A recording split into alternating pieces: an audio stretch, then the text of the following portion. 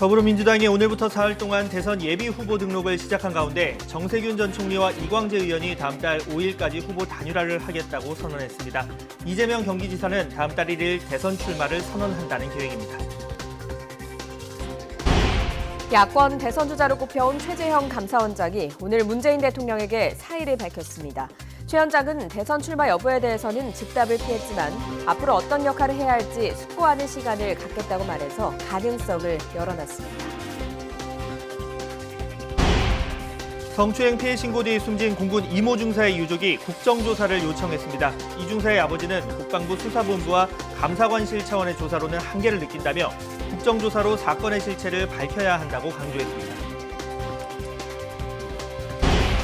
지난 22일 실종된 분단 서영고 3학년 김희성 학생이 오늘 새벽 숨진 채 발견됐습니다. 경찰은 지금까지 타살 혐의점은 발견되지 않았지만 부검을 거쳐 사건 경위를 조사할 방침입니다. 현직 부장검사가 금품을 수수한 정황이 포착돼 경찰이 검사 사무실에 대해 처음으로 압수수색을 벌인 것으로 확인됐습니다. 수사 대상이 된 서울 남부지검 모 부장검사는 수산업자로부터 금품 등을 받은 혐의를 받고 있습니다. 휴일 검사 건수가 줄어들면서 어제 코로나19 신규 환자는 501명으로 집계됐습니다. 하지만 홍대 원어민 강사 모임을 시작으로 경기지역 학원까지 감염이 확산하면서 유치원과 초등학교 70여 곳이 원격 수업으로 전환했습니다.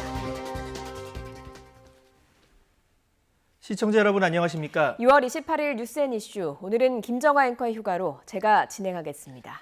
네, 먼저 국회로 가보겠습니다. 야권의 잠재 대선 주자 후보군으로 꼽혀온 최재형 감사원장이 오늘 아침 사의를 표명했습니다. 더불어민주당은 오늘부터 사흘간 예비후보 등록을 시작으로 본격적인 대선 경선 레이스에 돌입한 가운데 정세균 전 총리와 이광재 의원은 후보 단일화를 선언했습니다. 취재기자 연결합니다.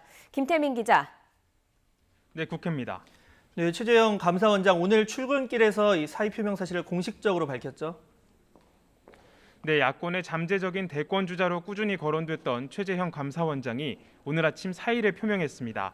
최 원장은 출근길에 기자들과 만나 유영민 비서실장을 통해 문재인 대통령에게 사의를 표명했다고 밝혔는데요. 거치 관련 논란이 이어지는 상황에서 감사원장직을 수행하는 것이 적절치 않다고 판단했다고 말했습니다. 최 원장의 말 함께 들어보겠습니다. 저에 대한 국민 여러분의 기대와 우려를 잘 알고 있습니다. 감사원장직을 내려놓고 우리 대한민국의 앞날을 위해 제가 어떤 역할을 해야 되는지에 대해서 숙고하는 시간을 가지려고 합니다. 최재형 원장은 다만 대선 출마 여부에 대한 질문에는 사임 자리에서 밝히는 것이 적절치 않다며 말을 아꼈는데요. 숙고의 시간을 가지겠다고 덧붙인 만큼 조만간 정치 참여 선언과 그 배경을 설명하는 자리를 가질 것으로 보입니다. 이렇게 되면 내일 대선 출마 선언이 예정된 윤석열 전 검찰총장에 이어 현 정부에서 임명된 사정기관장이 야권에 합류하는 두 번째 사례가 되는데요. 여권에서는 벌써 불편한 기류가 감지됩니다. 정세균 전 총리는 오늘 아침 라디오 방송에 출연해 국민은 달갑지 않게 생각할 것이라며 견제구를 날렸고 최문순 지사는 오늘 아침 기자들과 만나 최 원장이 감사원장으로 재직하면서 정치적 중립 의무를 위반하지 않았는지부터 따진 후에 사표를 수리해야 한다고 강조하기도 했습니다. 민주당도 오늘부터 본격적인 경선 레이스에 돌입한다고요? 네, 경선 일정을 둘러싼 내홍을 힘겹게 매듭지은 더불어민주당은 오늘부터 사흘간 예비후보 등록을 시작으로 본격적인 레이스에 돌입합니다. 여기에 발맞춰 대권 주자들의 움직임도 빨라지고 있는데요. 정세균 전 총리와 이광재 의원은 조금 전 기자회견을 통해 다음 달 5일까지 후보를 단일화하겠다고 선언했습니다. 정권 재창출에 대한 절박한 사명감으로 도덕적 품격과 경제적 식견 등을 갖춘 좋은 후보를 만드는 일에 뜻을 모았다고 설명했습니다. 앞서 여권 지지율 1위를 달리는 이재명 경기지사는 오는 30일 예비후보 등록 후 다음 달 1일 대선 출마를 선언하겠다고 밝힌 가운데 이처럼 비이재명계 주자들을 중심으로 정책 연대와 후보 단일화 바람이 당분간 이어질 것으로 보입니다. 이런 가운데 경선 방식에 대한 논의도 속도를 내고 있습니다. 민주당 대선 경선 기획단은 첫 회의를 열고 경선 흥행을 위한 아이디어 공유와 외부 위원 인선 작업에 착수했습니다. 네, 청와대 고위공직자의 부동산 투기 의혹 역시 논란입니다. 사실상 경질 조치에도 야권 공세가 강화되고 있죠. 네, 그렇습니다. 이른바 영끌 투기 논란으로 경질된 김기표 전 청와대 반부패 비서관을 두고 야당인 국민의힘은 청와대의 인사검증이 또 한 번 실패했다며 맹공을 퍼부었습니다. 오늘 아침 김기현 원내대표의 최고위원회의 발언부터 함께 들어보겠습니다. 김외숙 인사수석의 무능은 이제 국민들에게 짜증을 불러일으키고 있습니다. 인사가 만사라고 하는데 김외숙 수석에 의해서 그동안 진행되었던 인사는 망사투성이었습니다. 김 원내대표는 또 권력자가 자신의 측근에 관대할 때 붕괴는 막을 수 없게 된다며 김혜숙 인사수석과 이진석 국정상황실장, 이광철 민정비서관 등 인사검증 책임자들을 즉각 경질하라고 촉구했습니다. 이에 대해 여권의 분위기도 크게 다르지 않은 상황인데요. 민주당 송영길 대표는 어제 방송 인터뷰를 통해 청와대가 논란에 신속하게 잘 처리했다면서도 너무 안이하게 인사검증을 한 것 아닌가 하는 지적이 있다며 잘 점검해봐야 한다고 밝혔는데요. 오늘 아침 대구에서 열린 최고위에서도 왜 이런 사안이 잘 검증되지 않았는지 청와대의 인사 시스템을 돌이켜봐야 한다고 거듭 지적했습니다. 이처럼 본격적인 대선 국면에 접어든 상황에서 이번 논란이 가뜩이나 예민한 부동산 민심을 또다시 자극하지 않을까 걱정하는 분위기가 감지되고 있는데요. 이에 따라 민주당이 청와대에 추가적인 조치를 요구할지도 관심이 모이고 있습니다. 지금까지 국회에서 YTN 김태민입니다. 지난 22일을 마지막으로 실종된 분당 서현고등학교 3학년 김희성 학생이 오늘 새벽 숨진 채 발견됐습니다. 네, 실종된 지 엿새 만입니다. 나혜인 기자입니다. 지난 22일 학교에서 나온 뒤 연락이 끊겼던 김희성 군이 숨진 채 발견됐습니다. 행적이 사라진 지 엿새 만입니다. 발견된 곳은 성남시 분당구 새마을연수원 앞 야산 산책로 근처입니다. 마지막 모습이 확인된 분당구 서현동 서점 근처에서 직선거리로 3km 남짓 떨어진 곳입니다. 경찰 요청으로 투입한 민간 특수수색견이 발견했는데 경찰은 현장 감식을 마친 뒤 김군 시신을 병원으로 옮겼습니다. 경찰 관계자는 지금까지 타살 혐의점이 발견된 건 없다고 설명했습니다. 김군 휴대전화 포렌식 결과에서도 범죄에 연루된 정황은 없는 것으로 알려졌습니다. 김군은 지난 22일 방과 후 야간 자율학습을 하고 집에 가겠다는 메시지를 남긴 뒤 학교를 떠났습니다. 분당구 서현동의 한 서점에서 문제집 5건을 사고 근처 버스 정류장으로 이동하는 모습이 CCTV에 포착된 것을 끝으로 소식이 끊겼습니다. 김군 휴대전화는 학교 책상 서랍에 들어있었습니다. 경찰은 정확한 사망 시각을 포함해 사건 경위를 조사하고 있습니다. 유족 동의를 거쳐 국립과학수사연구원에 부검도 의뢰할 예정입니다. YTN 나희인입니다. 성추행 피해를 입은 뒤 숨진 공군 중사 유족 측이 오늘 첫 기자회견을 열고 이번 사건과 관련한 국정조사를 요구했습니다. 국방부 조사본부는 공군 20전투비행단 군사경찰 대대장을 형사입건하고 15비행단 운영통제실장 등을 피의자로 전환해서 수사 중입니다. 취재기자 연결합니다. 이승윤 기자. 네, 국방부입니다. 네, 숨진 공군 중사 유족들이 국정조사를 요구했습니다. 그 배경부터 들어볼까요? 네, 처음으로 기자회견에 나선 공군 고 이중사의 아버지는 딸이 성추행 피해를 입은 지 120일째, 스스로 목숨을 끊은 지 38일째, 국방부 검찰단이 합동 수사단을 꾸린 지 25일째지만 그동안 피의자로 전환된 인원이 전체 20여 명, 수사심의위원회에서 이 기소를 권고한 사람은 단 3명에 그쳤다며 분통을 터뜨렸습니다. 또 문재인 대통령이 엄정한 수사를 지시한 점을 믿고 국방부의 수사를 그동안 지켜봐 왔지만 지금은 절박한 한계를 느낀다고 말했습니다. 그러면서 사건의 실체적인 진실을 밝히기 위해서는 현재 국방부 수사본부와 이 감사관실 차원의 조사는 부적절하고 국정조사가 불가피하다며 국회 차원의 조사를 강력하게 요청했습니다. 이어 이번 사건의 근본적인 문제점과 만연해 있는 낡은 병영 문화의 악습을 촘촘하게 점검해서 진상을 밝힐 필요가 있다고 지적했습니다.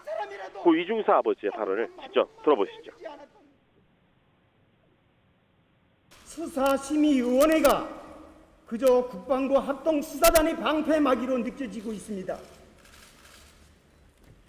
본론을 말씀드리면 이 사건의 실체적 진실을 밝히기 위해서는 지금 이 국방부 수사본부와 감사관실 차원의 조사는 부적절하고 국정조사가 불가피하다는 겁니다.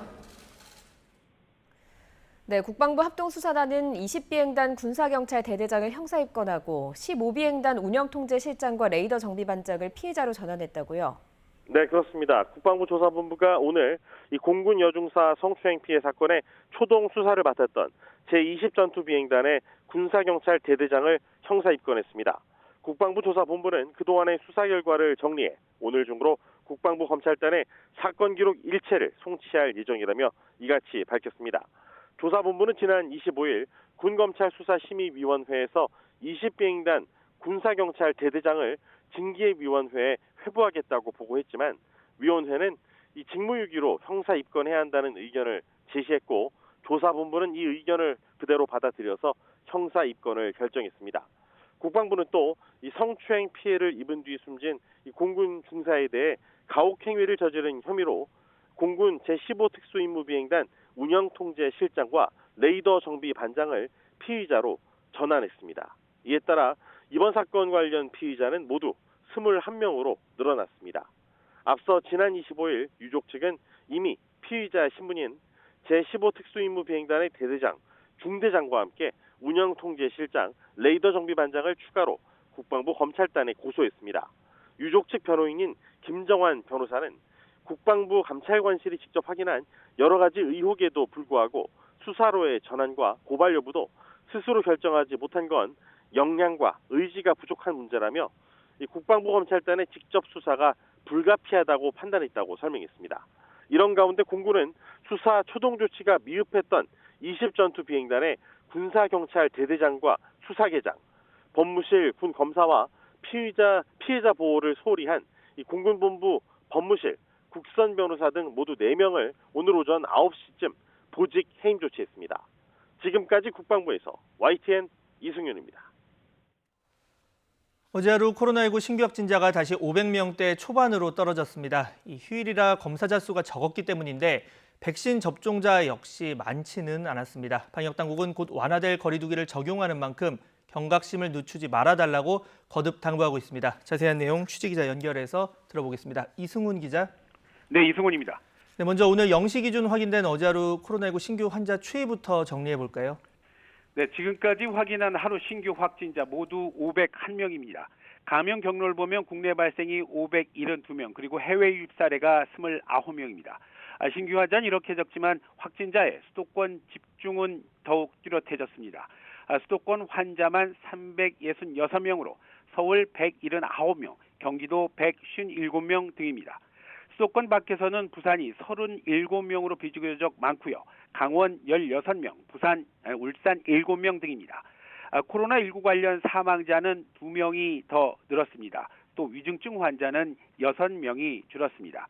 말씀하신 대로 휴일 영향으로 백신 접종자도 많지 않습니다. 1차 접종자는 6명, 2차 접종자는 740명으로 국민 1차 백신 접종률은 여전히 30%에 미치지 못하고 있습니다. 네, 신규 확진자 수는 많이 줄었지만 오는 목요일 새로운 사회적 거리두기가 앞두고 시행을 앞두고 있습니다. 그래서 걱정이 많은 상황인데요. 방역당국 어떤 준비를 하고 있습니까? 환자 수가 줄었다고는 하지만 오늘 추이만 보더라도 수도권의 상황 매우 불안한 상태입니다. 그런데 아무도 해보지 않은 완화된 사회적 거리두기를 눈앞에 두고 있어서 정부의 걱정 역시 커지는 모습입니다.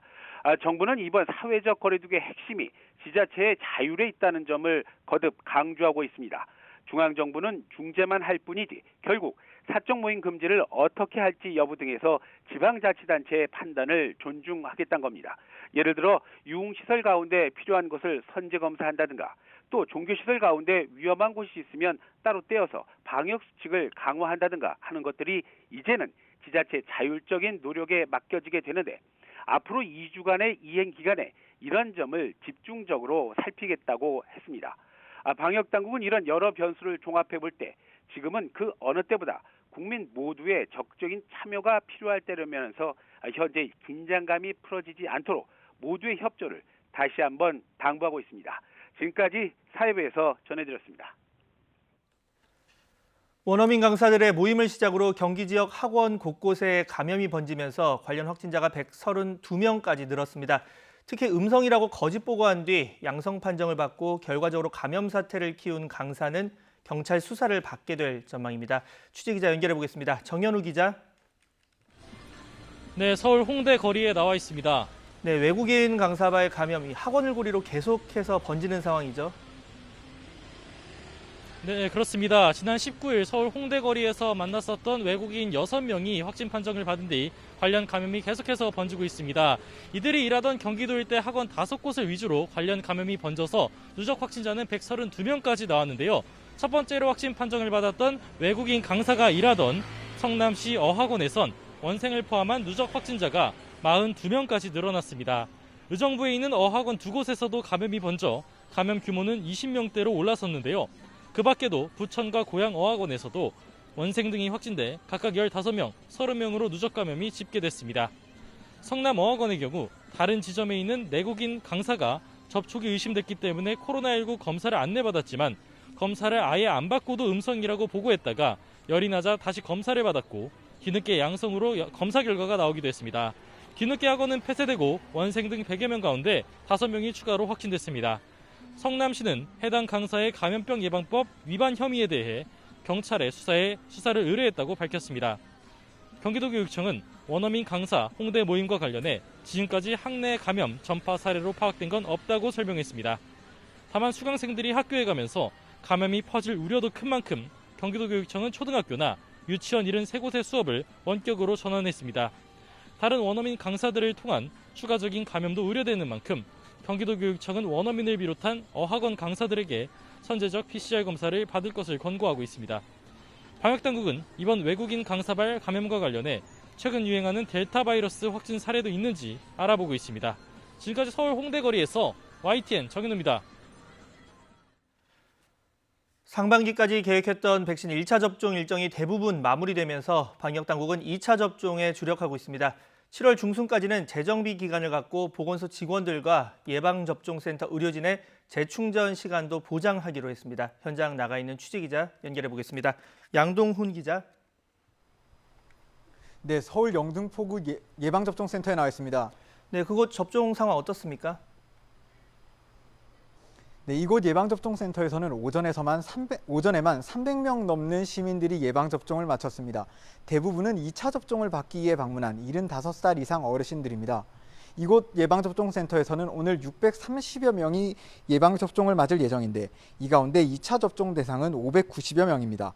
전국 대부분 예방접종센터가 2차 접종을 이어가고 있는 가운데 오늘부터 30살 미만 장병에 대해 화이자 백신 2차 접종이 시작됐습니다. 지난 25일까지 1차 접종을 마친 39만여 명이 대상입니다. 현재 1차 접종자는 상반기 목표치였던 1,300만 명을 훌쩍 넘긴 1,529만여 명에 달하는데요. 2차 접종까지 마쳤거나 한 번만 맞아도 되는 얀센 백신을 맞은 경우는 464만여 명으로 집계됐습니다. 방역당국은 3분기 대규모 접종은 7월 하순부터 시작될 계획이라고 밝혔는데요. 7월 중순까지는 재정비 기간을 두고 3분기 접종 일정 준비를 병행하기로 했습니다. 이 기간에 보건소 직원들과 예방접종센터 의료진 휴가 등 별도 재충전 시간도 보장할 예정입니다. 또 3분기부터는 위탁 의료기관에서도 화이자 백신을 접종하는 만큼 접종 교육도 실시할 방침입니다. 네, 이런 가운데 추가 접종 사전 예약도 시작됩니다. 이 30살 미만 사회 필수 인력 미접종자인데 규모 어느 정도나 됩니까? 네, 대상은 30살 미만 경찰과 소방관 등 사회 필수 인력 중 아직 예방접종을 받지 못한 11만여 명입니다. 정해진 기간에 사전 예약을 미처 하지 못했거나 명단에서 빠져 접종받지 못한 경우가 대상에 포함되는데요. 오늘부터 모레인 30일 오후 6시까지 홈페이지를 통해 예약하면 됩니다. 방역당국이 재조사를 거쳐 다시 발표한 명단에서도 누락된 대상자는 보건소에 방문해 증빙 자료를 제출하면 등록할 수 있습니다. 아스트라제네카 백신을 예약했지만 접종받지 못한 60살부터 74살 어르신과 만성 중증 호흡기 질환자에 대한 접종 사전 예약은 지난 23일 시작됐는데요. 30살 미만 사회 필수 인력과 같이 오는 30일까지 예약을 받습니다. 이번에 새로 사전 예약한 대상자들은 화이자 백신을 접종받게 되는데요. 다음 달 5일부터 17일까지 1차 접종, 다음 달 26일부터 8월 7일까지 2차 접종을 받습니다. 지금까지 서울 영등포구 예방접종센터에서 YTN 양동훈입니다. 델타 변이가 세계 각국으로 퍼지고 있습니다. 델타 변이의 발원지 인도 보건당국은 사망자 수를 대폭 줄였다는 분석도 나왔습니다. 김태현 기자입니다.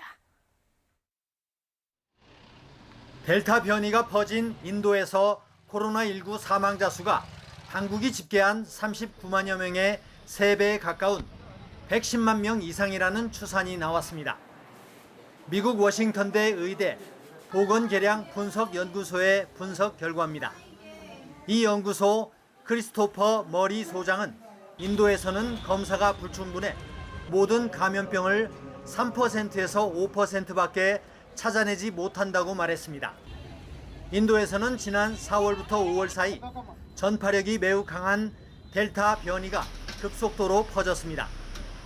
시설과 장비가 부족한 현지 병원들은 많은 환자를 그냥 돌려보냈고 이들은 코로나 검사도 받지 못한 채 집에서 숨진 것으로 밝혀졌습니다.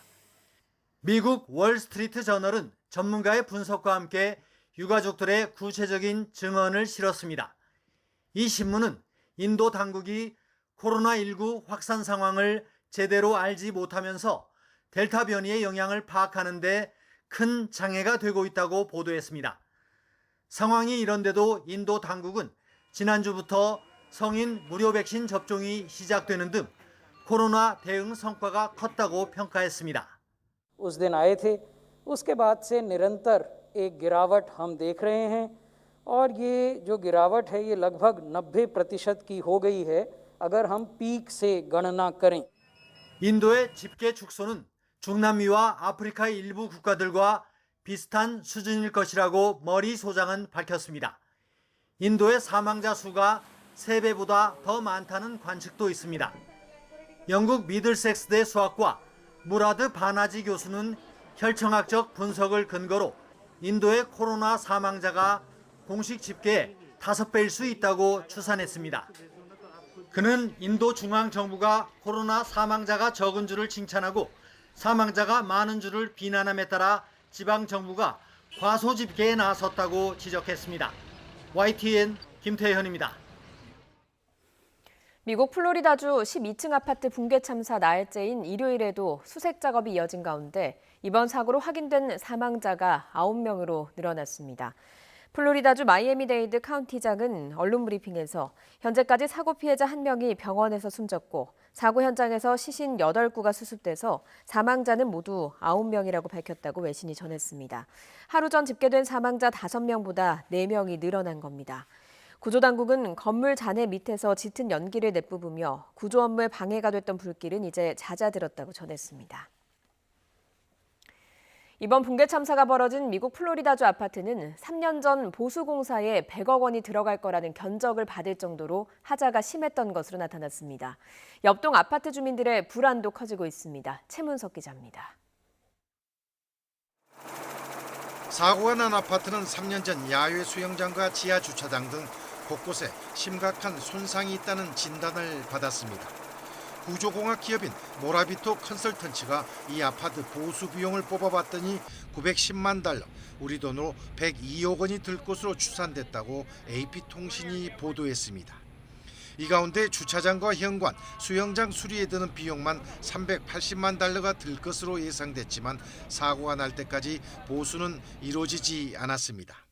수영장 밑에 있는 지하 주차장 곳곳에서 콘크리트 부식이 많았다는 것입니다. And also the parking garage area, some rusting of steel reinforcement and the structural and non-structural elements throughout the whole area. Those are pretty dangerous things, you know. 당시 화를 면한 주민들조차 건물의 중대한 구조적 손상을 알아차리지 못했습니다. We weren't sure what was even happening yet. And then when we got down to the garage and saw the water, we couldn't even understand what was happening here. 이런 가운데 사고난 아파트와 쌍둥이처럼 흡사한 옆동 주민들의 불안이 커지고 있다고 뉴욕타임스가 보도했습니다. 입주자 대표회의는 보수공사를 이미 마쳐 붕괴된 아파트보다 훨씬 상태가 좋다고 자신하지만 짐을 싸서 임시 숙소로 떠난 주민들도 발생하고 있습니다. 이 아파트는 붕괴된 아파트를 지은 건설사가 같은 디자인으로 1년 뒤 완공한 사실상 쌍둥이 빌딩입니다. 서프사이드 시 당국은 이 아파트에 대해 자발적 대피를 공고했지만 의무적 대피 명령까지는 필요 없다는 입장입니다. YTN 최문석입니다. 현직 부장검사가 금품을 수수한 정황이 포착돼서 경찰이 처음으로 검사 사무실에 대해 압수수색을 벌인 것으로 확인됐습니다. 서울경찰청 강력범죄수사대는 최근 청탁금지법 위반 등의 혐의로 서울 남부지검 A 부장검사의 사무실 등을 압수수색했습니다. 경찰 관계자는 검사 사무실에 대해 처음으로 경찰의 압수수색이 이뤄진 것으로 알고 있다며 검경 수사권 조정 이후 경찰과 검사의 수평적인 관계가 형성됐기 때문이라고 밝혔습니다. 압수수색 과정에서 한동훈 검사장을 폭행한 혐의로 기소된 정진웅 광주지검 차장검사의 재판 마무리가 다음 달로 미뤄졌습니다. 서울중앙지방법원은 오늘 오전으로 예정된 정 차장 검사의 독직 폭행 혐의 재판에 피고인이 출석하지 않아서 다음 달 19일로 연기한다고 밝혔습니다. 정 차장 검사 측 변호인은 어제 정 차장 검사가 코로나19 확진자와 동선이 겹쳐서 검사를 받아야 한다는 연락을 받았다고 설명했습니다. 주택을 매입하는 과정에서 브로커로부터 금품을 받아 챙긴 혐의를 받는 전 LH 간부에 대해서 경찰이 강제 수사에 나섰습니다. 인천경찰청 부동산투기사범특별수사대는 오늘 오전 뇌물수수 등의 혐의를 받는 LH 인천본부 전 주택매입부 부장 A씨의 자택 등 8곳에 대해서 경찰 29명을 동원해 압수수색 영장을 집행했습니다. 압수수색 대상에는 A씨에게 뇌물을 건넨 혐의를 받는 브로커 B씨의 주거지와 서울 강남에 있는 법인 사무실 등도 포함됐습니다. A씨는 LH 인천본부 주택매입부에서 매입 임대사업 업무를 하면서 매입 임대 공고가 나면 B씨를 통해서 미분양 오피스텔 등을 통째로 매입해주고 그 대가로 금품과 향응을 받은 혐의를 받고 있습니다. 민주당이 1주택자의 상위 2% 종합부동산세 개편안을 추진하면서 부부가 공동명의로 집 한 채를 보유했을 때를 포함하지 않았는데요. 부부 공동 명의자들은 기준이 12억 원을 넘으면 단독 명의로 종부세를 내는 게 유리하다는 전망이 나오고 있습니다. 오인석 기자입니다. 여당인 더불어민주당이 1세대 1주택자의 종합부동산세 부과 기준을 상위 2% 수준으로 완화하면서 현재 9억 원인 종부세 공제 금액도 11억 2천만 원까지 높아질 전망입니다. 반면 부부 공동명의 1주택자는 1세대 1주택자에 해당이 되지 않아 상위 2% 완화 방안이 적용되지 않습니다. 부부가 각각 50% 지분으로 주택 한 채를 공동 소유하면 한 세대 안에 각자 주택을 한 채씩 보유한 것으로 간주해 세금이 부과됩니다. 부부 공동명의 1주택 보유자는 현행 종부세 납부 시 일반 공제 금액 6억 원을 적용받아 부부 합산 12억 원의 공제를 받습니다. 부부 합산 공제 금액을 높이면 다주택자의 혜택이 늘어나는 효과가 발생하기 때문에 정부와 여당이 추가로 수정할 가능성은 크지 않습니다. 부부 공동명의자들은 공동명의와 단독명의 중 본인에게 유리한 방식으로 종부세 납부를 선택할 수 있습니다.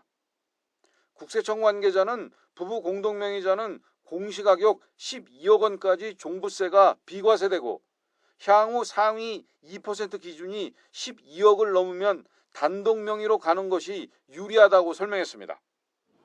부부 공동 명의의 경우 고령자, 장기 보유 공제가 적용되지 않기 때문입니다. 1세대 1주택자는 나이와 주택 보유 기간에 따라 종부세가 최대 80%까지 세액 공제됩니다. 전문가들은 주택 가격이 올라 상위 2%에 해당하는 1세대 1주택자의 종부세 비과세 기준이 12억 원을 넘으면 부부 공동명의를 유지할 이득도 사라질 것으로 전망하고 있습니다. YTN 오인성입니다. 코로나19 델타 변이 바이러스의 확산으로 국내 항공사들의 국제선 운항 재개가 다시 불투명해졌습니다. 기대했던 일본 올림픽 특수마저도 물거품이 되면서 해외여행의 활로가 다시 막히고 있습니다. 이광엽 기자입니다. 정부가 여행 안전 구원령을 추진하면서 해외 여행 상품이 속속 등장해 기대를 모았지만 안개 속에 빠졌습니다. 코로나19보다 감염력이 더욱 강한 델타 변이 바이러스가 전 세계적으로 확산해 유입이 되고 있기 때문입니다. 변이 바이러스 유입을 막기 위해 세계 각국은 연일 경고음을 높이고 있습니다. 델타 변이의 본격적인 확산세가 시작된 미국은 델타 변이를 관심 변이에서 우려 변이로 한 단계 높였고 방역 조치를 전면 해제했던 이스라엘도 델타 변이 감염이 늘면서 다시 실내 마스크 착용을 권고했습니다. 이에 따라 국내 항공사들도 중국이나 동남아 등의 노선 운항 재개 계획을 일단 보류하는 추세입니다. 다만 변이 바이러스 우려가 적은 괌과 사이판 노선은 7, 8월 여름에 운항이 재개될 예정입니다.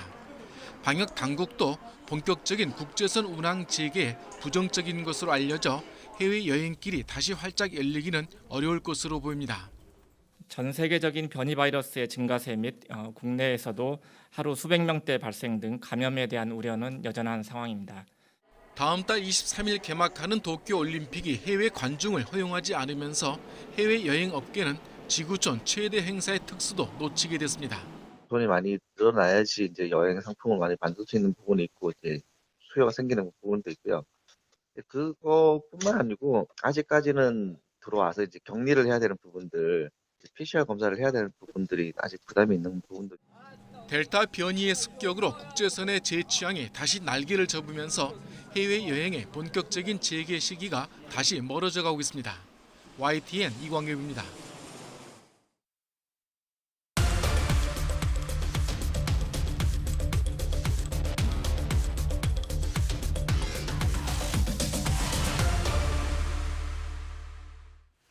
여야의 대선 시기가 모두 빨라지고 있습니다. 경선 일정을 확정한 여당은 오늘부터 예비 후보 등록을 시작했고 야권 주자로 꼽히는 최재형 감사원장은 오늘 오전 감사원장직에서 물러나겠다는 뜻을 밝혔습니다. 대선 출마 의사에 대해서 말을 아꼈지만 향후 대선판에 어떤 영향을 줄지 관심이 쏠리고 있습니다. 현근택 더불어민주당 전 상근 부대변인, 김병민 국민의힘 전 비대위원과 함께 더 자세한 내용 살펴보겠습니다. 두 분 어서 오세요. 안녕하세요. 자, 이 최재형 감사원장 오늘 오전 출근길에서 사의 표명 의사를 밝혔습니다. 그 내용부터 먼저 듣고 오시죠. 저는 저희 거취에 관한 많은 논란이 있는 상황에서 감사원장직을 계속 수행하는 것이 적절하지 않다고 판단하여 오늘 대통령님께 사의를 표명하였습니다. 저에 대한 국민 여러분의 기대와 우려를 잘 알고 있습니다. 감사원장직을 내려놓고 우리 대한민국의 앞날을 위해 제가 어떤 역할을 해야 되는지에 대해서 숙고하는 시간을 가지려고 합니다. 대선 출마 의사가 있으십니까요? 제가 지금 사임하는 이 자리에서 드릴 말씀은 아닌 것 같습니다. 차차 말씀드릴 기회가 있을 겁니다. 네, 자, 어느 정도 발표는 예정된 수순이었다 이런 평가가 있고 다만 그 내용과 시기가 이제 약간의 미묘한 차이가 있었을 텐데 이게 공교롭게 윤 전 총장 대권 출마 선언 발표 하루 전입니다. 약간 선점의 효과나 어떤 의도 이런 게 있는지 궁금하기도 한데 어떻습니까? 시기적으로 보면 제가 보기에 분명히 그 의도는 있다고 봐요. 왜냐하면 사태는 다 예상됐었지만 29일 내일 어쨌든 이제 출마 선언을 하기 때문에 지금 많은 언론이나 보기에도 아마 윤석열 총장이 조금 지지율이 떨어지는 것과 관련돼 있는 거 아니냐라고 보는데 저는 지금 이제 딱 두 글자가 눈에 들어요. 차차. 사실은 윤석열 총장도 차차 말씀드리겠습니다 이랬거든요. 결국은. 그래서 윤차차 그러지 않았습니까? 제가 보기에는 아마 최차차란 말도 나올 것 같아요. 왜 그러냐면 말이 안 되는 게요. 거취에 대한 많은 논란이 있는 상황 누가 만든 거예요? 본인이 만든 거예요. 이 논란을 사실은 가만히 그냥 감사원장 있었으면 아무도 논란이 되지 않아요. 스스로 만든 상황에서 사퇴할 수밖에 없다. 말이 됩니까? 제가 보기에는 말이 안 되는 거예요. 가만히 출마할 생각이 없었다 그러면 그냥 있으면 되는데 스스로 만든 상황에서 그거를 또 이유로 사퇴한다라는 게 제가 보기에 국민들한테 100가지 말을 해도 결국은 대선에 욕심이 있어서 나왔구나. 다 그렇게 봐드릴 수밖에 없는 거잖아요. 제가 보기엔 입이 10개라도 아마 감사원장으로서는 할 말이 없는 상황이라고 봅니다. 네. 자, 김병민 의원님, 이 지금 상황을 봤을 때 사실 국민 누구라도 저분이 이제 정치에 생각이 있으니까 물러나겠거니 생각은 하는데 말씀하신 것처럼 차차 발표하겠다 이렇게 얘기를 했어요. 이거 어떻게 봐야 됩니까? 일단은 각종 여론조사를 우리가 지켜보더라도 대통령 선거에서 적지 않은 적어도 유의미한 지표의 지지율이 나오는 건 사실입니다. 네. 그러다 보니까 여당에 있는 의원들로부터도 각종 문제 제기를 받을 수밖에 없는 상황이고 현재 감사원장직을 수행하고 있는 그 일 자체가 정치적 중립성 논란의 한 복판에 서 있을 수밖에 없기 때문에 본인 입장에서는 서둘러서 그 직을 그만둘 수밖에 없었겠죠. 아마도 직을 그만두고 나서 곧장 대선 출마 선언을 하고 국민의힘에 입당하는 것 아니냐 이런 주장을 하는 분들도 계셨습니다마는 적어도 최재형 원장이 얘기하고 있는 기대 뒤에 있는 우려에 대한 측면을 그 누구보다 감사원장으로 원칙을 강조했던 최재형 원장은 잘 알고 있을 거라 생각합니다. 추후의 상황들을 좀 지켜보면서 본인에 대한 여론의 추이를 좀 살피지 않을까라는 생각이 들고 본인도 만약 대통령 선거에 출마하겠다는 일부의 의지가 있다면 지금 제기하고 있는 무수히 많은 비판을 넘어설 정도의 명분들이 필요할 거거든요.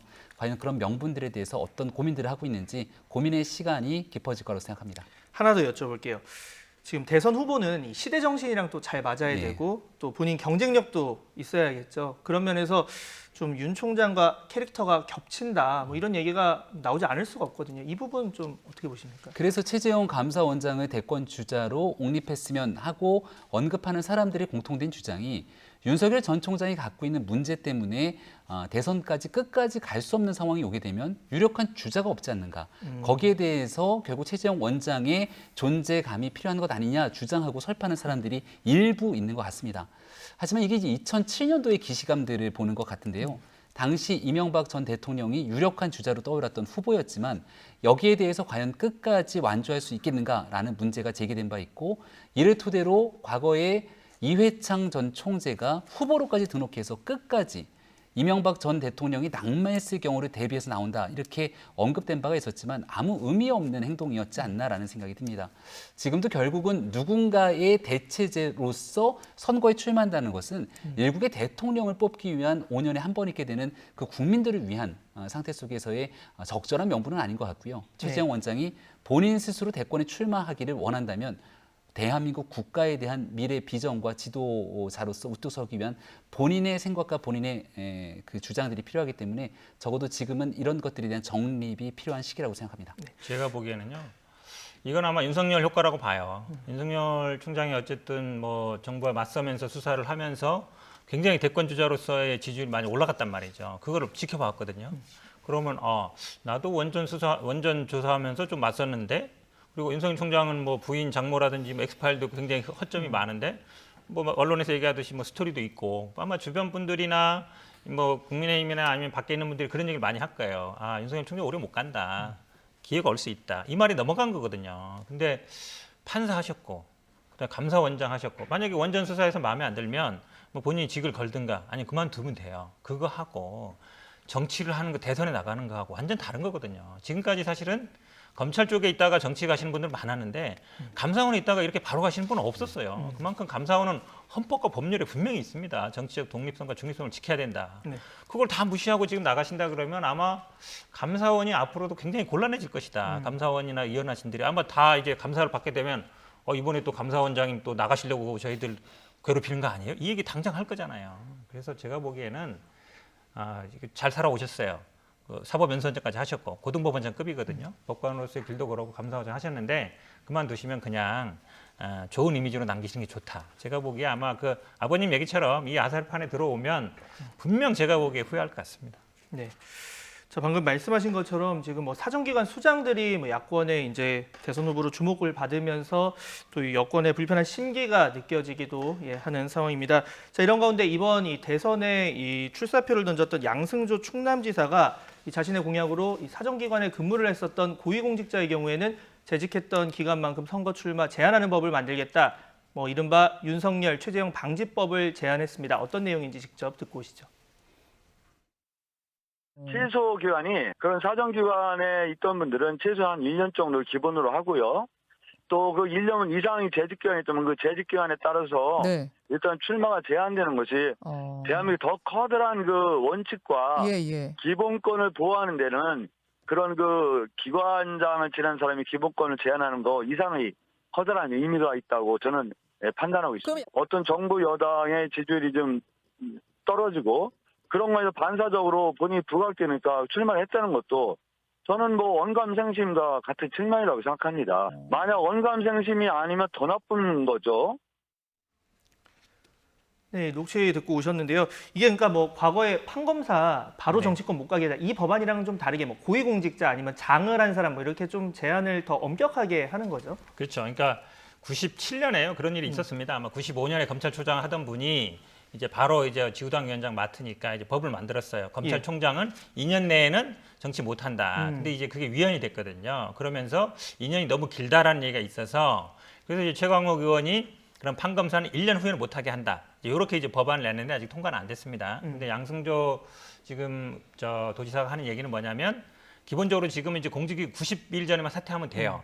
근데 거기다가 플러스 만약에 검찰총장이 2년이면 2년, 그러니까 90일 플러스 2년은 못하게 하자. 2년 90일이 그렇죠. 되는 거예요. 그렇게 예. 되는 건데 이거는 이제 예전에 이제 그러면 헌재 위헌 결정하고 상충되는 면이 있는 거예요. 그러니까 기본 취지는 고위공직자에 있다가 특히 사정기관에 있던 사람이 나오면 안 된다는 건데 결국은 예전에 이제 헌재 결정과의 문제가 있기 때문에 그때 헌재는 그러면 뭐 직업 선택권을 좀 과도하게 그렇죠. 침해한다 뭐 이런 직업이라기보다는 이제 정치적인 자유, 그런 활동의 자유가 있었고 그 당시에 아마 현직에 있던 검찰총장이나 고등검사장 이런 분들이 했거든요. 그래서 아마 그런 여론이 있었는데 저는 뭐 기간을 뭐 한 1년으로 줄인다든지 이제 그 정도가 오히려 현실적이다. 지금 양승조 도지사처럼 90일에 플러스 만약에 2년, 감사원장은 4년이거든요. 그러면 4년에다 90일 되면 거의 하지 말라는 얘기라서 그렇죠. 예. 제가 보기에 뭐 법안은 내실 수는 있는데 제가 현실적으로 보면 한 1년 정도가 아마 현실적이지 않은가라고 보고 있습니다. 기간에 약간 조정이 필요할 수도 있다라는 얘기고, 자 야당 입장에서는 아무래도 뭐 이런 공약이 그렇게 탐탁치 않을 수도 있는데 그런데 뭐 야당 역시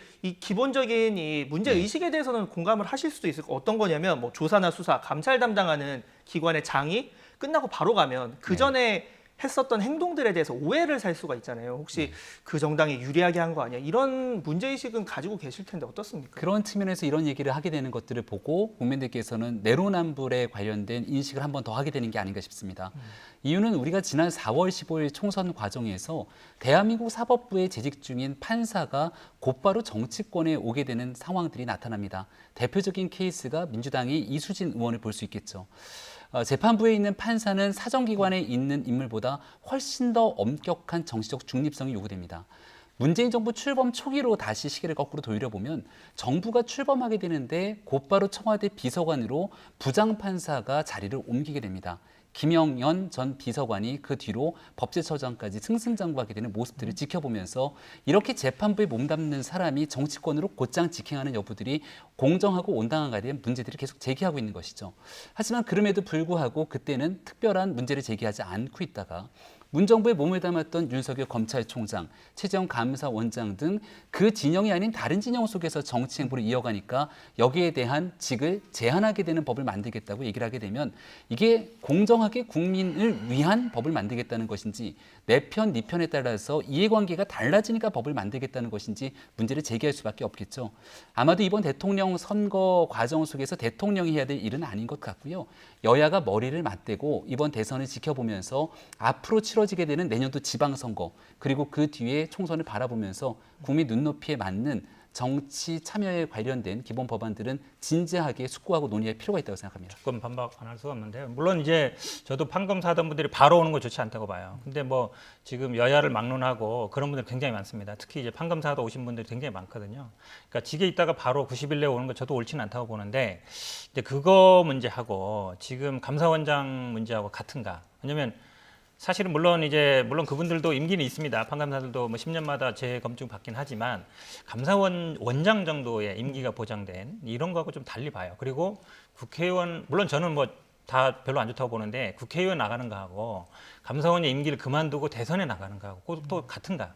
저는 좀 달리 본다고 봐요. 그래서 아마 예전에도 보면 검찰총장 이렇게 뒀던 것 같거든요. 그러니까 고위직에 있는 건 그만큼 책임이 무겁다는 거거든요. 조금 결이 달리 볼 필요가 있다고 봅니다. 네.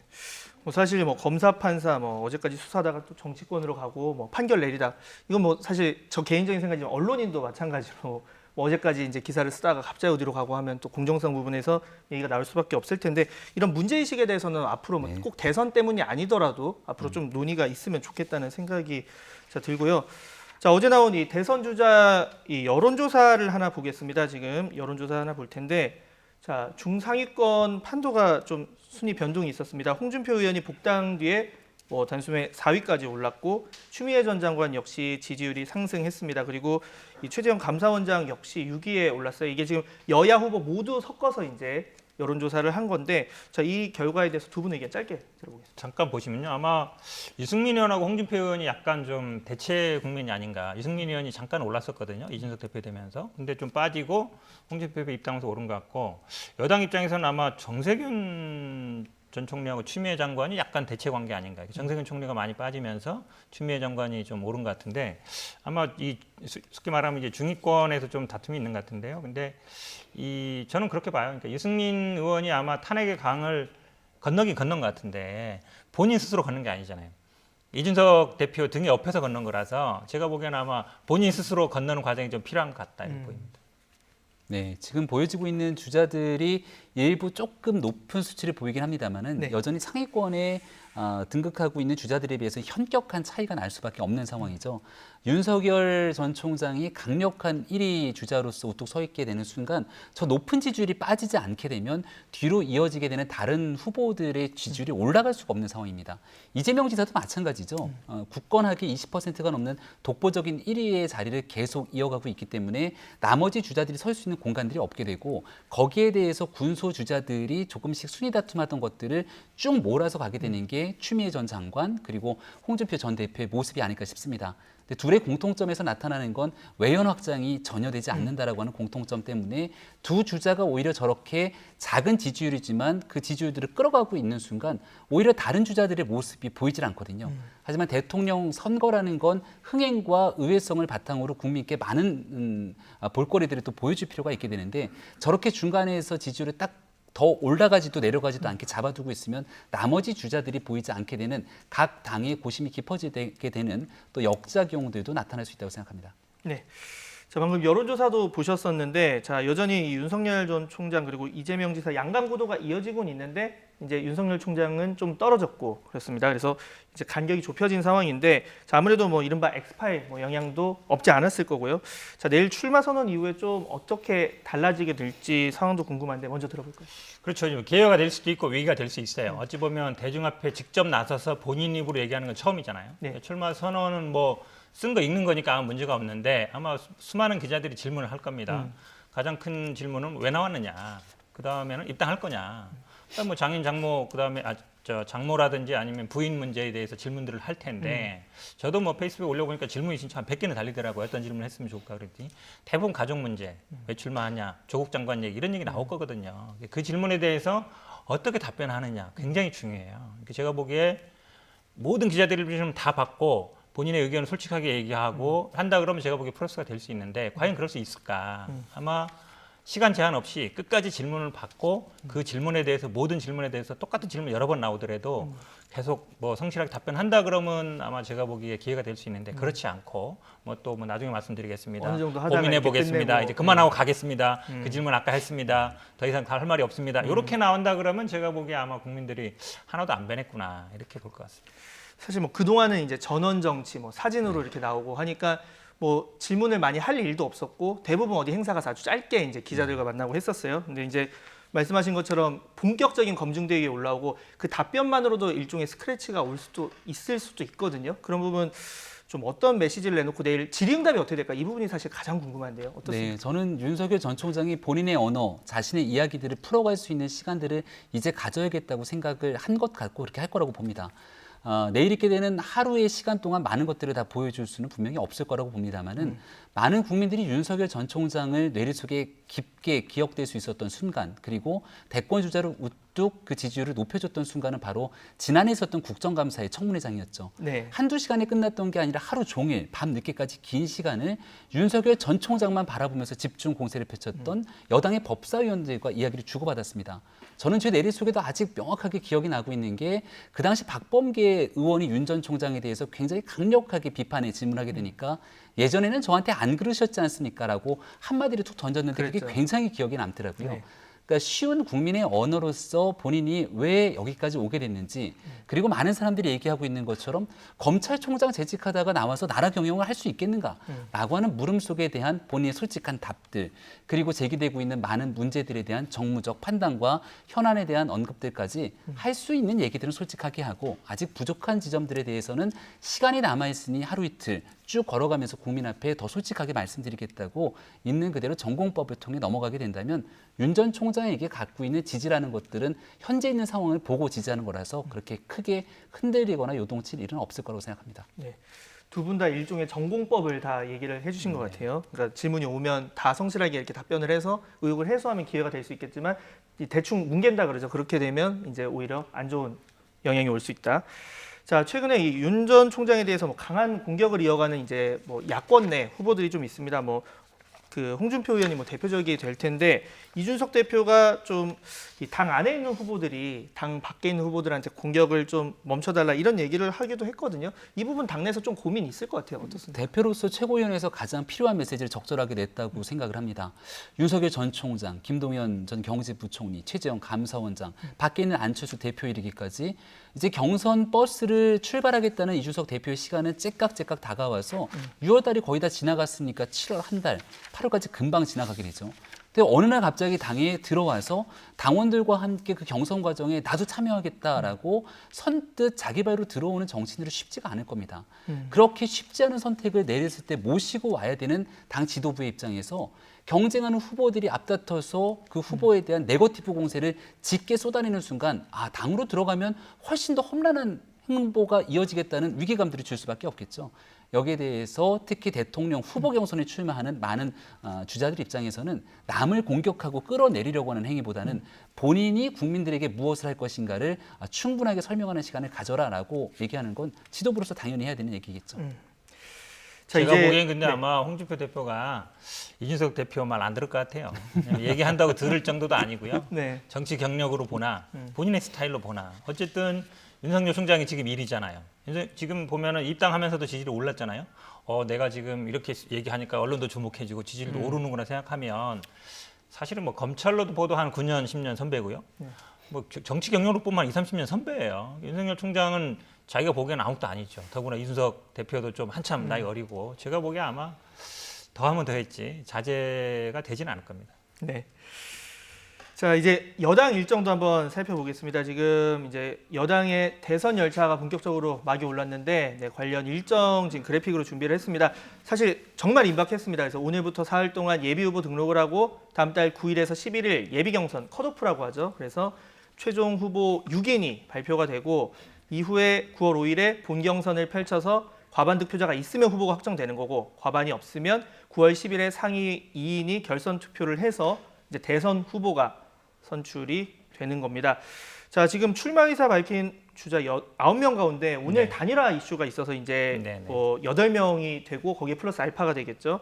자, 지금 이 컷오프까지의 과정에서 좀 가장 주목을 해야 될 부분 어떤 부분이 있을까요? 결국은 많은 분들이 아마 6명이나 해 이렇게 생각하는 분들이 많아요. 이 컷오프가 원래 뭐 3명, 4명 정도 하는 건데 근데 지금 6인이라는 걸 지난번에 특별관계 정해놓은 겁니다. 그렇기 때문에 지금 정세균 전 총리 입장에서는 원래 한 3위 정도 있다가 뭐 추미애 전 장관이라든지 박용진 의원이 나오면서 약간 3위가 흔들리는 입장이고 사실은 이광재 의원 같은 경우에는 컷오프가 되느냐 안 되느냐 여기에 많은 분들이 이제 관심이 있잖아요. 그러니까 두 분 다 어찌 보면 약간 절박한 입장이에요. 그러다 보니까 이제 하는 것 같고요. 아마 저는 한 가지 좀 다행스럽게 생각하는 거는 그래도 지난주에 이걸 결정해서 다행이다. 그래서 대선 열차를 물론 야당 의원들은 소속은 아닙니다만 범야권 주자를 할 수 있는 분들이 이제 출마 선언을 하고 있잖아요. 거기에 맞춰서 어쨌든 민주당도 같이 출발할 수 있게 한 거예요. 이게 좀 다행스럽습니다. 만약에 지금 야당에서는 이걸 막 출발하고 있는데 이번 주까지 이거 연기해야 되냐 마냐 싸우고 있으면 굉장히 어찌 보면 이제 상황이 달라지는 거였는데 그나마 출발을 뭐 제때 같이 할 수 있어서 다행이다라고 보고요. 아마 지금 당내에서 가장 큰 관심은 이 경선을 어떻게 흥행시킬 것인가, 그러니까 뭐 어떻게 경쟁을 치열하게 할 것인가. 저는 그런 면에서 보면 이 단일화 시도도 굉장히 좋은 요소라고 보고 있습니다. 네, 지금 단일화 이야기를 해주셨는데, 자 오늘 아침 정세균, 이광재 두 주자가 다음 달 5일까지 단일화 이뤄내겠다 이렇게 발표를 했습니다. 오늘 아침 있었던 정세균 전 총리, 이광재 의원 발언 내용 직접 들어보시죠. 정권 재창출의 소명으로 깊은 대화와 합의를 통해 7월 5일까지 먼저 저희 둘이 하나가 되고 민주당 적통 후보 만들기에 장정을 이어가 국민과 당원, 지지자 여러분의 염원에 부응하도록 하겠습니다. 민주당 경선을 역동적으로 만들어 가겠습니다. 7월 5일까지 단일화를 이루어내겠습니다. 대선에서 승리하기 위해서입니다. 국민이 승리하는 나라를 만들기 위해서입니다. 자, 하나 더 질문을 드리면, 자, 이게 뭐 중대 발표 이런 얘기를 하셨었어요. 네. 하셨고, 그래서 사실 정책연대 정도 아닌가, 아니면 예비경선 이후에 본경선에서 우리가 합치겠다 이 정도 얘기가 나올까 생각했는데 실제로는 이제 예비경선 전에 그렇죠. 아예 합치겠다. 그러니까 완전 단일화죠. 이거 완전 단일화인데, 자, 이게 이제 중요한 건 시너지 효과가 있을까? 좀 어떻게 전망하십니까? 그러니까 어떤 방식으로 하느냐가 중요하다고 봐요. 예를 들어 단일화를 할 때 가장 쉬운 방법은 이제 여론조사를 하는 거거든요. 여론조사를 하는 방법이면 다 승복이 되고 또 지지자들도 뭐 그럴 수 있다고 보는데, 그게 아니라 만약에 두 분 중에 한 분이 그냥 사퇴하겠다, 밀어주겠다 이렇게 되면 그 지지하던 분들이 그대로 따라간다는 보장이 없어요. 왜냐하면 심리적으로 좀 다를 수 있으니까. 그렇게 본다 그러면 어떤 식으로 할 것인가. 결국은 근데 또 명분이 있어야 되거든요. 그냥 단순히 지금 3위가 흔들리고 컷오프 약간 아슬아슬하니까 합친다. 요거 갖고는 제가 보기에 좀 약해요. 예를 들어서 공통점, 정책이 뭔가 같다든지 아니면 뭔가 우리가 지향해야 될 게 같다든지 그런 걸 제가 보기에 좀 찾아가면서 그래도 지지자들이 함께 갈 수 있는 그런 명분 찾는 게 저는 중요하다고 봅니다. 네. 자, 이렇게 여권 이제 대선 열차를 바라보는 또 야권 심경도 좀 복잡할 것 같아요. 그러니까 잘 치러졌으면 좋겠다 생각도 하겠지만 그 과정에서 뭐 후보들끼리 툭탁툭탁 하면서 그 과정에서 뭐 좀 잡음도 있고 하면은 야권 입장에서 뭐 호재가 될 수도 있고, 지금 좀 이 상황 좀 어떻게 바라보고 계십니까? 상황 뭐 건전한 경쟁이 되는 것이 국민에게 도움이 된다 생각하고요. 야권 입장에서 바라봤을 때 바로 직전에 있었던 내용을 빗대서 여기를 좀 설명을 드려보겠습니다. 우리가 얼마 전 전당대회가 국민의 큰 관심을 가지지 않았습니까? 주자가 꽤 많아서 중간에 예비 경선을 통한 컷오프를 하게 됩니다. 예. 지금 나오고 있는 얘기가 컷오프 뒤에 가서 결선 투표가 있기 때문에 자연스럽게 1등, 2등이 돼서 그때 몰아주면 되는 것이지 왜 중간에 단일화를 할 것인가 궁금해하시는 분들이 계실 거예요. 근데 가장 중요한 날짜가 언제인고 하니 민주당 입장에서는 바로 7월 11일이 하나의 분기점이 됩니다.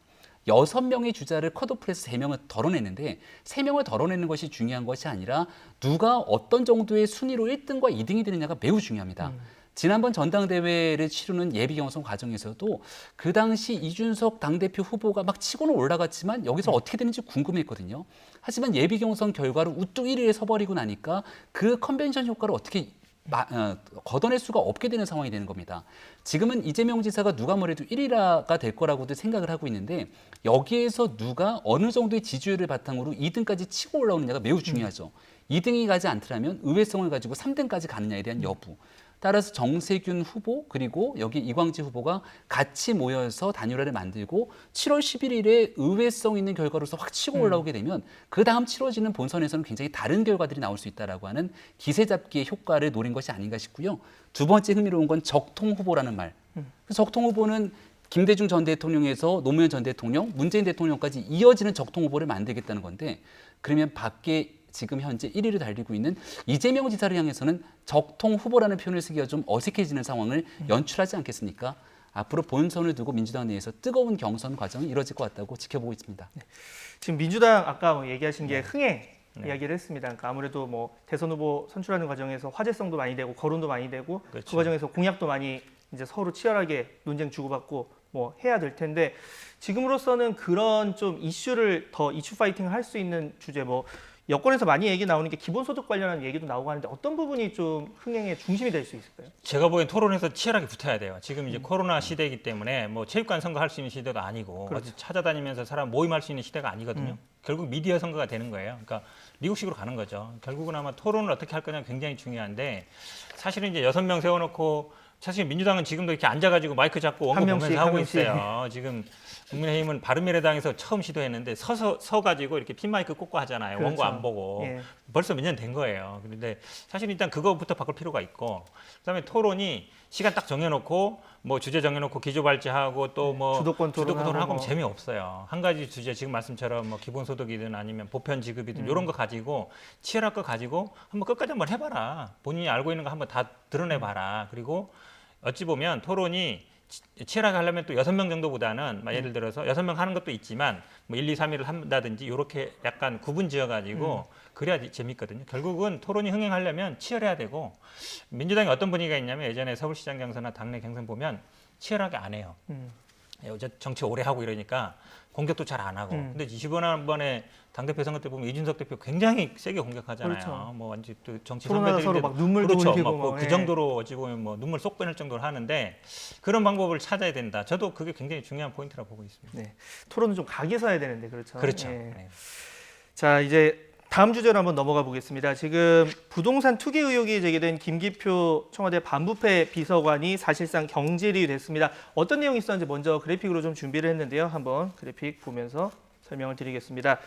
자, 이게 경기 광주시 송정동에 있는 맹지, 흔히 도로와 면하지 않은 이제 토지를 얘기하는데 거기를 매입을 했고 한 1년쯤 뒤에 인근 지역이 뭐 개발 계획이 승인이 됐다. 근데 뭐 이제 김 전 비서관 같은 경우는 거기는 개발 행위가 불가능한 지역이다. 그리고 신속하게 처분하겠다. 뭐 이렇게 얘기를 하긴 했는데 그 다음으로 또 문제가 된 게 한 91억 정도의 이제 부동산 재산이 있는데 그 가운데 54억 6,400여만 원이 대출이었다. 이 부분이 뭐 아주 영린을 많이 건드렸고 이른바 영끌 비투다 이렇게 해서 결국에 이제 사실상 경질이라는 표현을 쓰죠. 사의라고 하고 하는데 자, 이 부분 먼저 여쭤볼게요. 궁금한 게 사실 3월에 이제 인사가 났잖아요. 그렇죠. 그때는 이걸 몰랐을 것도 아닐 텐데 왜 이게 걸러지지 않았을까? 제가 보기엔 인사 검증 실패죠, 당연히. 왜냐하면 지금 91억이라 그러는데 이건 아마 공시지가 기준으로 했으면 100억 넘어갈 거예요. 그럼요. 그 중에 이제 대출은 뭐 어쨌든 대출 금액 제대로 되겠죠. 예, 예. 근데 100억 넘는 부동산은 50억이 대출 받았다. 거기에 어떤 맹점이 있냐면요. 지금 민주당이라든지 정부에서는 주택 수만 따지고 있어요. 1주택이면 된다. 근데 여기는 대부분 상가 부동산이었단 말이죠. 그렇죠. 토지였단 말이죠. 뭐 이 부분에 대해서는 예. 크게 관심을 안 가진 거예요, 사실은. 주택 수만 따지다 보니까 거의 주택 수 따질 때도 온갖 편법이 있었습니다. 자식들한테 증여하고 조카들한테 증여하고 뭐 건물하고 토지를 나눠 가지고 건물만 증여하고 이런 식이 굉장히 많았거든요. 결국은 주택수 하나면 된다. 나머지는 크게 안 본 거예요. 실수죠, 굉장히. 이게 사실은 반부패 비서관 정도 되면 이거를 이제 감시해야 되는 사람인데 제가 보기에는 이런 거를 놓쳤다 그러면 그동안 이런 일들이 굉장히 많았을 것 같고 우리 당내에서도 그런 분위기가 굉장히 많아요.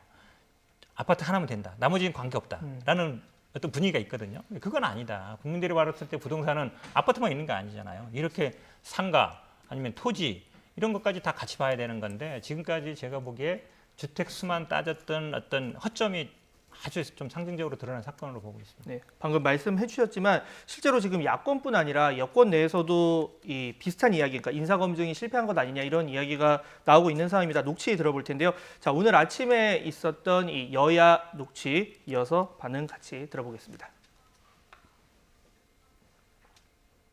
변명하기는 좀 어려울 것 같고요. 어쨌든 간에 이것은 검증을 할 수 있었던 부분이 있다고 보이거든요. 근데 그렇죠. 물론 이제 그 김기표 비서관이 임명되기 직전에 부동산에 대해서는 조사가 이루어졌던 것으로 알고 있어요. 그래서 조금 시기가 조금 애매했던 부분은 있지만 어쨌든 반부패 비서관이라는 위치가 어쨌든 사정기관으로서의 성격을 갖고 있기 때문에 더욱더 엄격하게 해야 될 필요가 있었지 않나 싶습니다. 지금 일부에서는 김혜숙 인사수석의 문제를 제기를 하던데 어떻게 보십니까? 어쨌든 인사 검증의 문제가 인사수석 소관이기 때문에요. 인사수석이 그거에 대한 총 책임은 질 필요는 있어 보입니다. 문재인 대통령의 청와대 3인방 문의 고리를 쥐고 있는 문고리이기도 하고 그럴 문자 문고리이기도 합니다만 이 문고리 3인방 김외숙, 이진석, 이광철에 대한 경질을 강력히 촉구합니다.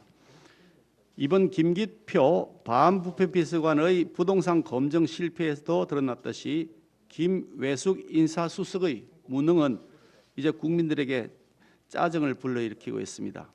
인사가 만사라고 하는데 김외숙 수석에 의해서 그동안 진행되었던 인사는 망사투성이었습니다. 네, 여야 입장 이어서 들어봤는데요. 자, 김병민 위원님, 지금 그럼 야권에서는 결국에 이 문제에 대해서 어느 정도까지 지금 청와대에서 나서서 좀 뭐 사과를 하고 조치를 하고 해야 된다. 어느 정도 생각하는 겁니까? 김혜숙 수석에 대한 즉각 경질이 사실 불가피할 겁니다. 그리고 이에 대한 검증을 담당했던 민정수석실에서도 분명한 책임을 질 수밖에 없을 텐데요. 앞서 내용에 문제가 있는 건 다 설명을 해주셨고 조금 전에 나왔던 우리가 녹취 파일을 통해서 들을 수 있었던 건 시기와 지위에 관련된 문제 아니겠습니까? 네. 다른 곳도 아니고 청와대의 반부패 비서관, 문재인 정부 들어서 새로 신설된 조직이기도 합니다. 대한민국 공직에 있는 많은 사람들의 부패가 있는 경우 여기에 대해서 엄정한 그 직을 가져야 되는 인사가 이런 모습을 보였다고 하니까 대한민국 공직기관이 과연 쓸 수 있겠냐에 대한 문제. 이거보다 훨씬 더 엄중하고 중요한 건 시기에 관한 문제거든요. 4.7 보궐선거를 앞두고 LH 문제가 촉발되고 난 뒤 여기에서 청와대가 3월 말 인사를 하게 되는데 이러한 문제를 알고서도 임명을 하게 된다면 과연 그동안 LH 문제를 비롯해서 국민 앞에 부동산 문제만큼은 해결하겠다던 청와대와 집권당의 얘기들이 진실인 것인지 국민들은 의구심을 가질 수밖에 없지 않겠습니까? 김혜숙 인사수석 얘기를 할 수밖에 없는 이유는 지난날 청문회 과정에서도 박준현 후보자 낙마가 나왔을 때 30번이 넘는 문재인 대통령 야당 동의하지 않는 인사를 임명 강행했을 때도 늘 김혜숙 수석에 대한 문제를 제기했지만 이를 정리하는 모습조차 보이지 않고 있기 때문에 이번에야말로 청와대가 나서서 인사 문제에 대한 책임 질 수밖에 없는 때가 됐다고 생각합니다. 자, 영건택 대변인님, 네. 이거 여쭤볼게요. 아까 문제의식을 많이 얘기를 해주셨어요. 그러니까 당내에서 이런 분위기가 팽배하다. 그러면 저는 왜 이 시점, 지금 시점에서 당연히 이런 게 공개되면 욕을 먹고 비판을 받을 걸 아는데도 왜 이게 안 걸러졌을까? 너무 좀 의아하거든요. 이런 부분이 뭐 아주 낮은 직위도 아니고 청와대 이것도 반부패 비서관이면 그렇죠. 아주 높은 자리고 중요한 자리인데 왜 이런 겁니까?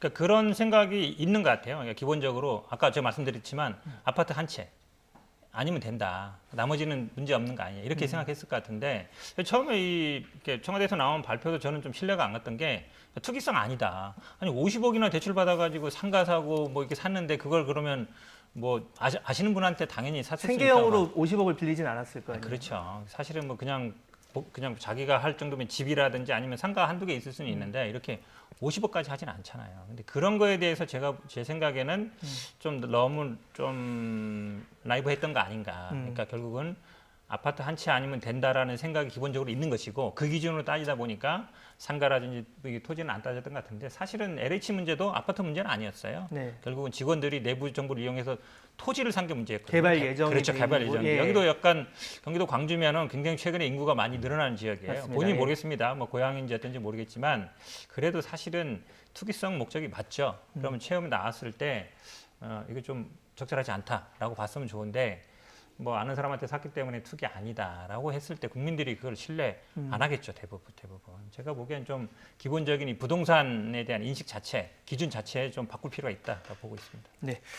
자, 주제를 약간 바꿔서 이제 그거 여쭤보겠습니다. 권익위가 이제 오늘 국민의힘 부동산 전수조사 계획을 이제 발표를 하겠죠. 이제 잠시 뒤에 오후에 발표를 하는데 지난번에 일부 의원들 가족 관련 뭐 개인정보 동의서가 제대로 갖춰지지 않아서 좀 미뤄졌습니다. 이번엔 다 내신 거죠, 지금? 네, 일부 의원들이 얘기했던 건데 김기현 원내대표가 강력한 의지를 바탕으로 처음에는 권익위원회의 전현희 위원장에 대한 정책 중립성을 과연 믿을 수 있겠는가라고 하는 문제 제기도 있었지만 모든 국민들의 눈높이가 여야 가리지 않고 부동산 문제만큼은 깨끗하게 국민 앞에 드러내라라고 하는 국민의 명령이 있기 때문에 여기에 맞춰서 행동하고 있습니다.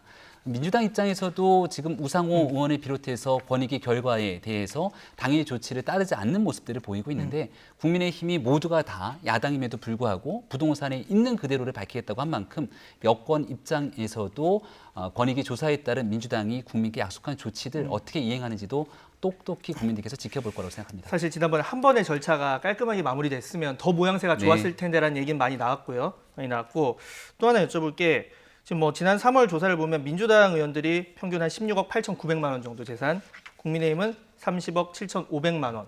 그런데 그것도 전복민, 박덕흠 두 자산가 의원은 이제 탈당을 하면서 뺀 수치입니다. 그만큼 아무래도 조사를 하게 되면 그 안에 뭐 부자라서 나쁘다는 게 아니라 이제 재산 형성 과정에 있어서 여러 가지가 드러나고 이게 국민의힘에 좀 역풍으로 오지 않을까 이런 우려 아닌 우려를 하시는 분들도 있어요. 이 부분 당내에서 어떻게 보십니까? 문제가 있는 의원들이 있다면 국민 앞에 떳떳하게 거기에 대한 책임을 져야 된다고 생각하고요. 다만 여당과 야당이 다른 점 한 가지를 꼭 말씀드리고자 하는 건 LH 사태가 촉발됐던 건 정부의 핵심적인 정보를 이용해서 부동산에 투기 나섰던 문제를 짚는 것 아닙니까? 문재인 정부 벌써 5년 차, 4년 차가 넘어서고 있는 상황입니다. 2017년부터 지금 2021년이니까 야당 입장에서는 국회의원이라 할지라도 제3기 신도시를 비롯해서 거대한 택지 개발이 일어났을 때 이것을 야당과 협의해서 사전 정보를 공유하는 경우는 찾을 수가 없죠. 이거를 알 수 있는 있고 하면은 좀 그런 내용 개발에 대한 사전 정보 같은 경우는 3기 신도시를 비롯해서 이걸 야당이 어떻게 알 수 있겠습니까? 핵심적으로 알게 되는 건 LH, 국토부, 청와대 핵심 관계자, 당정청 회의를 통해서 알게 되는 인물들을 중심으로 그 내용을 알 것이기 때문에 여기에 대해서 여권이 가지고 있는 개발 정보를 이용하게 되는 행위, 그리고 더 나아가서 여당 소속의 지방자치단체장의 문제까지 분명히 봐야 되고요. 야당도 이 정도 수준은 아니지만 작은 정보라도 그 정보를 바탕으로 부동산의 사적 이익을 도모하기 위해서 투기에 나선 사람들이 있다면 여기에 대한 책임을 져야겠습니다만 기본적으로 엄청난 부동산에 대한 정보를 갖고 있는 여당과는 분명한 차이가 있다는 점도 말씀드립니다. 하나만 더 여쭤볼게요. 만약에 그러면 여당은 지금 이제 탈당 권유를 다 했죠. 했고 이제 결단을 기다리고 있는 상황인데 국민의힘도 뭐 문제가 되는 의원들이 얼마나 나올지 모르고 안 나올 수도 있지만 만약에 나온다면 그 정도 조치는 최소한 하는 겁니까? 야당 지도부의 이제 선택이 남은 것이겠죠. 하지만 제가 분명히 한 가지 말씀드릴 수 있는 건 김종인 비상대책위원회에서 한 1년 정도 있는 기간 국민의 눈높이에 어긋나 있는 국회의원이 하나둘씩 나오게 됐을 때 과거라면 적당히 제 식구 감싸기로 갔던 일들도 전부 다 굉장히 빠른 시일 내에 당적에 대한 정리 등 조치들이 빠르게 이루어졌습니다. 그런 내용들이 바탕이 돼 있기 때문에 민주당에서도 이번 권익위 조사를 바탕으로 10명이 넘는 의원들에 대한 당적 정리 등에 대한 조치를 하겠다 발표를 한 것인데 여기에 준할 정도의 행동들을 야당이 해야 된다고 저는 개인적으로 생각합니다. 제가 보기에는요, 뭐 이게 3기 신도시만의 문제는 아니에요. 결국 부동산 형성 과정을 전부 보는 건데 지난번에 이제 재미있는 장면이 있었죠. 이준석 대표는 뭐라 그랬냐면 이거는 우리는 검찰까지 가야 된다. 그런데 김기현 원내대표는 처음 듣는 소리다 이랬거든요. 그러면 아마 탈당시킬 거냐 말 거냐 갖고도 아마 굉장히 논란이 많을 것이고 그 다음에 이제 민주당은 이제 어쨌든 경찰로 갔잖아요. 어디로 갈 거냐도 제가 보기에 논란이 될 수 있다고 보는데 결국 여기서 아마 이준석 대표가 어느 정도 당을 장악하고 있는지 아니 못하고 있는지 그게 아마 판가름 날 거라고 봅니다. 네. 자, 두 분 의견 오늘 여기까지 듣겠습니다. 지금까지 현근택 더불어민주당 전 상근 부대변인, 김병민 국민의힘 전 비대위원 두 분과 함께 정치권 이슈 두루두루 살펴봤습니다. 두 분 수고하셨습니다.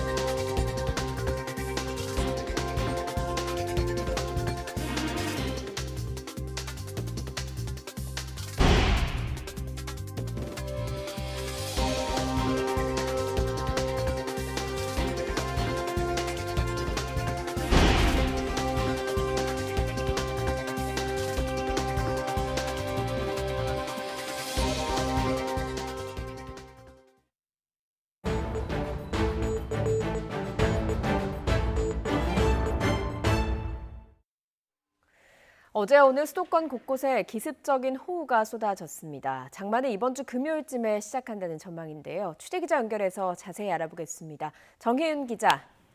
네, 정혜윤입니다. 네, 어제 오늘 갑자기 강한 비가 쏟아진 곳이 많았죠? 네, 그렇습니다. 수도권에 기습적인 호우가 쏟아졌는데요. 시간당 20mm 안팎의 강한 비가 집중되면서 서울에는 호우주의보가 내려졌고요. 서울 불광천과 청계천은 출입이 일부 통제되기도 했습니다. 오늘 낮에도 이런 기습호우는 계속되겠습니다. 상층에 찬 공기가 머물고 있는 상황에서 기온이 크게 오르면서 대기가 불안정해지기 때문입니다. 기상청은 모레까지 내륙 곳곳에 강한 소나기가 쏟아질 것으로 전망하고 있습니다. 네, 이렇게 비는 계속 내리고 있는데 장마는 아닙니다. 올여름 장마는 이번 주에 시작된다고요? 네, 보통 6월 하순에 장마가 시작되는데 올여름에는 장마 시작이 7월로 넘어갔습니다. 시점이 불확실했는데 조금 전 기상청이 장마 시작 시점을 예보했습니다. 우선 이번 주 금요일 그러니까 7월 2일쯤 제주도부터 올여름 장마가 시작되겠습니다.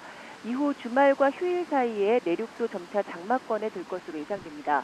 올여름 장마는 제주도를 기준으로 예년보다 보름가량 늦은 것으로 1982년 이후 39년 만에 가장 늦은 장마로 기록될 것으로 보입니다. 네, 올 여름 장마는 게릴라성 호우를 동반할 가능성이 크다는 전망도 있다고요? 네, 그렇습니다. 북쪽의 찬공기 세력이 좀처럼 약해지지 않고 있기 때문입니다. 이런 상황에서 따뜻한 성질의 북태평양 고기압이 확장하게 되면 우리나라로 형성되는 장마 전선이 더 활성화할 가능성이 큽니다. 북지성 폭우가 지역을 옮겨다니는 게릴라 호우 형태가 될 것으로 우려되는 이유입니다. 지금까지 YTN 정혜윤입니다. 성추행 피해 신고 뒤 극단적인 선택을 한 공군 이모 중사의 유족이 국회 차원의 국정조사를 강력히 요청한다고 밝혔습니다. 이 중사의 부모는 오늘 오전 국군 수도병원 장례식장에서 기자회견을 열고 사건의 실체적 진실을 밝히기 위해서는 지금의 국방부 수사본부와 감사관실 차원의 조사는 부적절하다며 이같이 말했습니다. 이 중사의 부친은 문재인 대통령이 엄정 수사를 지시한 점을 언급하며 그 말을 믿고 신뢰하면서 국방부의 수사를 지켜보고 있었지만 지금은 절박한 한계를 느낀다고 토로했습니다. 그러면서 부실 수사 정황이 여지없이 드러난 상황에서 국방부 수사만 넋놓고 기다릴 수 없다며 이번 사건의 근본적인 문제점과 만연해 있는 낡은 병영 문화의 악습을 촘촘히 점검해서 진상을 밝힐 필요가 있다고 강조했습니다. 미국 플로리다주 아파트 붕괴 현장에서 나흘째 수색 작업이 계속되고 있지만 생존자 구조 소식은 아직 전해지지 않고 있습니다. 시신이 추가로 수습되면서 사망자는 9명으로 늘었습니다. 붕괴 사고 현장에서 강태욱 특파원의 보도입니다. 현지 시각 일요일에도 구조와 수색 작업은 끊이지 않고 이어졌습니다. 대형 크레인 등 중장비가 동원되면서 콘크리트 더미 등을 드러내는 작업에 속도가 나고 있습니다. 잔해 깊은 곳에서 생긴 불도 거의 잦아들었습니다. Now you see a lot more activity on top with the equipment coming through and us moving larger debris. So as we see void spaces, that's where they come through and it's a very, very slow process. 하지만 안타깝게도 생존자 구조나 생존 신호 감지 소식은 좀처럼 전해지지 않았습니다. 다만 잔해 제거가 속도를 내면서 시신 수습 작업만이 간간히 이어지고 있습니다.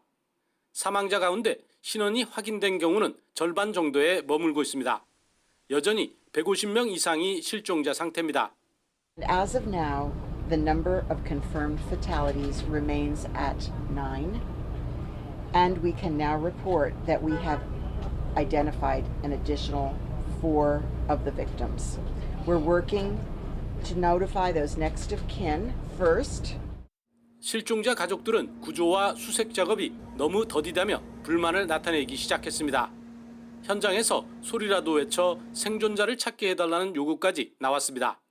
일부는 버스를 타고 직접 현장을 찾기도 했습니다.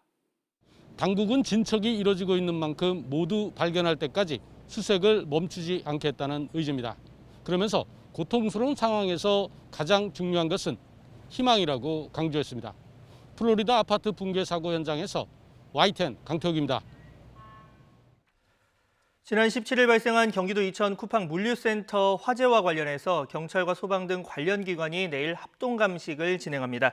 경기 남부경찰청은 내일 오전 10시 반부터 소방과 국립과학수사연구원, 한국전기안전공사 등 관계자 40여 명이 화재 현장에서 합동감식을 벌인다고 밝혔습니다. 이들 기관은 불이 시작된 물류센터 지하 2층을 위주로 감식하며 화재 원인과 확산 경위 등을 살펴본다는 계획입니다. 현직 부장검사가 금품을 수수한 정황이 포착돼 경찰이 처음으로 검사 사무실에 대해 압수수색을 벌인 것으로 확인됐습니다. 서울경찰청 강력범죄수사대는 최근 청탁금지법 위반 등의 혐의로 서울 남부지검 A 부장검사의 사무실 등을 압수수색했습니다. 경찰 관계자는 검사 사무실에 대해서 처음으로 이 경찰의 압수수색이 이뤄진 것으로 알고 있다며 검경 수사권 조정 이후 경찰과 검사의 수평적 관계가 형성됐기 때문이라고 밝혔습니다. A 부장검사는 사기와 횡령 등 혐의를 받는 수산업자로부터 금품 등을 받은 정황이 포착된 것으로 알려졌습니다. 야권 대선 주자로 거론되고 있는 최재형 감사원장이 오늘 사의를 표명했습니다. 자신의 거취 논란을 이유로 사퇴한다고 이야기하면서도 대선 출마 여부에 대해선 즉답을 피했습니다. 직접 들어보시죠. 저는 저희 거취에 관한 많은 논란이 있는 상황에서 감사원장직을 계속 수행하는 것이 적절하지 않다고 판단하여 오늘 대통령님께 사의를 표명하였습니다. 저에 대한 국민 여러분의 기대와 우려를 잘 알고 있습니다. 감사원장직을 내려놓고 우리 대한민국의 앞날을 위해 제가 어떤 역할을 해야 되는지에 대해서 숙고하는 시간을 가지려고 합니다. 대선 출마 의사가 있으십니까요? 제가 지금 사임하는 이 자리에서 드릴 말씀은 아닌 것 같습니다. 차차 말씀드릴 기회가 있을 겁니다. 국민의힘 이준석 대표는 사의를 표명한 최재형 감사원장에게 고독한 결단의 시간이 필요하다면서 대권 결심이 설 때까지 일단 지켜보겠다는 뜻을 밝혔습니다. 이 대표는 최고위원 회의 직후 기자들과 만나서 최재형 원장도 공정할 수 있는 분이지만 국가를 위한 봉사의 길은 고독한 개인의 결단을 필요로 하는 만큼 푸시하지도 풀하지도 않고 있다고 말했습니다. 또 최고위원 회의에선 국민에게 내놓으려는 비빔밥에 아직 빠진 재료가 있다면서 당 밖에 있는 범야권 후보군이 함께할 수 있도록 우려 섞인 비판은 자제해달라고 당내 후보들에게 요청했습니다.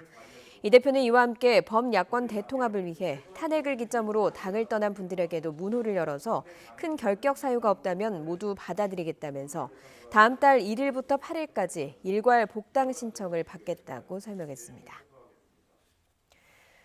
더불어민주당 유력 대권주자인 이재명 경기지사가 다음 달 1일 대권 도전을 공식 선언합니다. 이 지사 측은 민주당 박홍근 의원은 모레 이 지사가 민주당 대선 예비후보 등록을 하고 다음 달 1일 영상으로 출마 선언을 할 예정이라고 밝혔습니다.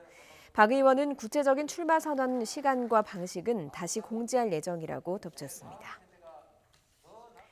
여권의 대권주자인 정세균 전 국무총리와 이광재 더불어민주당 의원이 다음 달 5일까지 단일화하기로 합의했습니다. 전 정 총리와 이 의원은 오늘 오전 서울 여의도 한국증권거래소에서 공동 기자회견을 열고 두 사람은 민주정부 4기를 열어가야 한다는 절박한 사명감으로 좋은 후보를 만드는 일에 뜻을 모았다며 이같이 밝혔습니다. 민주당 송영길 대표가 부동산 투기 의혹으로 김기표 청와대 반부패 비서관이 사퇴한 것과 관련해 청와대 인사 시스템에 대한 반성을 촉구했습니다. 송 대표는 오늘 대구 예산정책협의회에서 청와대가 김 전 비서관을 사실상 경질 조치하긴 했지만 만시지탄이라며 왜 이런 사안이 잘 검증되지 않았는지 인사 시스템을 돌아봐야 한다고 지적했습니다. 집 없는 사람들은 주택담보대출 비율 제한 때문에 집을 사고 싶어도 쩔쩔매는데 54억 원을 대출해서 60억 원대 땅을 사는 사람을 반부패 비서관으로 임명하는 건 국민의 눈높이에 너무 맞지 않다고 비판했습니다. 국민의힘은 청와대 반부패 비서관 인사검증 실패에서 김회숙 인사수석의 무능이 또 드러났다면서 국민의 분노와 짜증에 경질로 답하라고 촉구했습니다.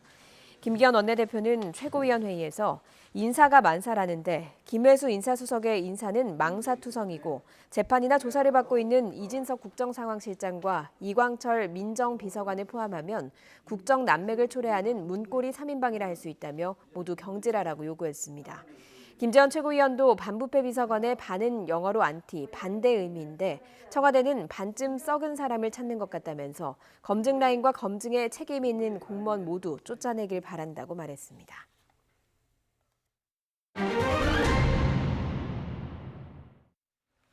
한 달도 채 남지 않은 도쿄올림픽, 관중 없이 열릴 가능성이 제기되고 있습니다. 도쿄에서 감염 재확산 조짐이 뚜렷하게 나타나고 있기 때문인데요. 일본 연결해서 더 자세한 내용 들어보겠습니다. 이경화 특파원. 네, 도쿄입니다.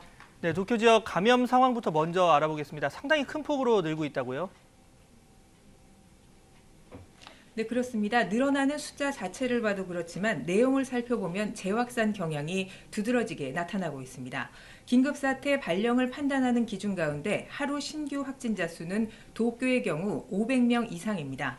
어제까지 일주일간 도쿄 신규 확진자 수는 하루 평균 477명으로 그 전주보다 23% 늘었습니다. 긴급사태 발령 기준에 점점 가까워지는 모습입니다. 감염자 가운데는 20, 30대 젊은 층의 비율이 절반을 차지하고 있고 델타 변이 바이러스 비율도 늘고 있습니다. 지난 토요일과 일요일이 긴급사태 해제 이후 처음 맞는 주말이었는데요. 도쿄뿐 아니라 전국적으로 나들이 인파가 몰렸습니다. 도쿄 인근 에노시마의 경우는 그 전주보다 3배나 많은 사람이 몰렸고 삿포로와 나고야 등 주요 관광지도 인파가 크게 늘었습니다. 이런 풍경에 대해서 한 일본 언론은 마치 코로나 사태 이전으로 돌아간 것 같다라는 평가를 내놓기도 했습니다. 여기에 앞으로 올림픽과 여름 휴가철도 다가오는데요. 쉽게 말하면 감염이 줄어들 요인은 거의 없고 앞으로 늘어날 요인만 남아있는 셈입니다. 네, 말씀하신 상황이 이어진다면 이 올림픽에도 타격이 불가피할 것 같은데 당장 관중을 10,000명씩 입장시키기도 어려운 거 아닙니까? 네, 그런 상황이 점점 현실화되고 있는 모양새입니다. 도쿄에서는 준긴급 사태에 해당하는 조치가 다음 달 11일까지 이어지는데요. 지금과 같은 추세라면 이 규제를 연장하는 것이 불가피해 보입니다. 감염이 빠르게 재확산하는 조짐이 나타나자 긴급 사태를 다시 발령하는 것도 검토하겠다고 담당 장관들이 잇따라 밝히고 있습니다. 이렇게 되면 올림픽 관중 입장도 어려워질 가능성이 높아집니다. 일본 정부가 여론의 반발과 전문가들의 공식 제언까지 무시하고 관중 입장을 강행할 때 조건을 단 것이 있었습니다. 준긴급 사태가 연장되거나 또는 긴급 사태를 발령하는 상황이 오면 최대 10,000명을 입장시키기로 한 방침을 다시 검토하겠다는 거였는데요.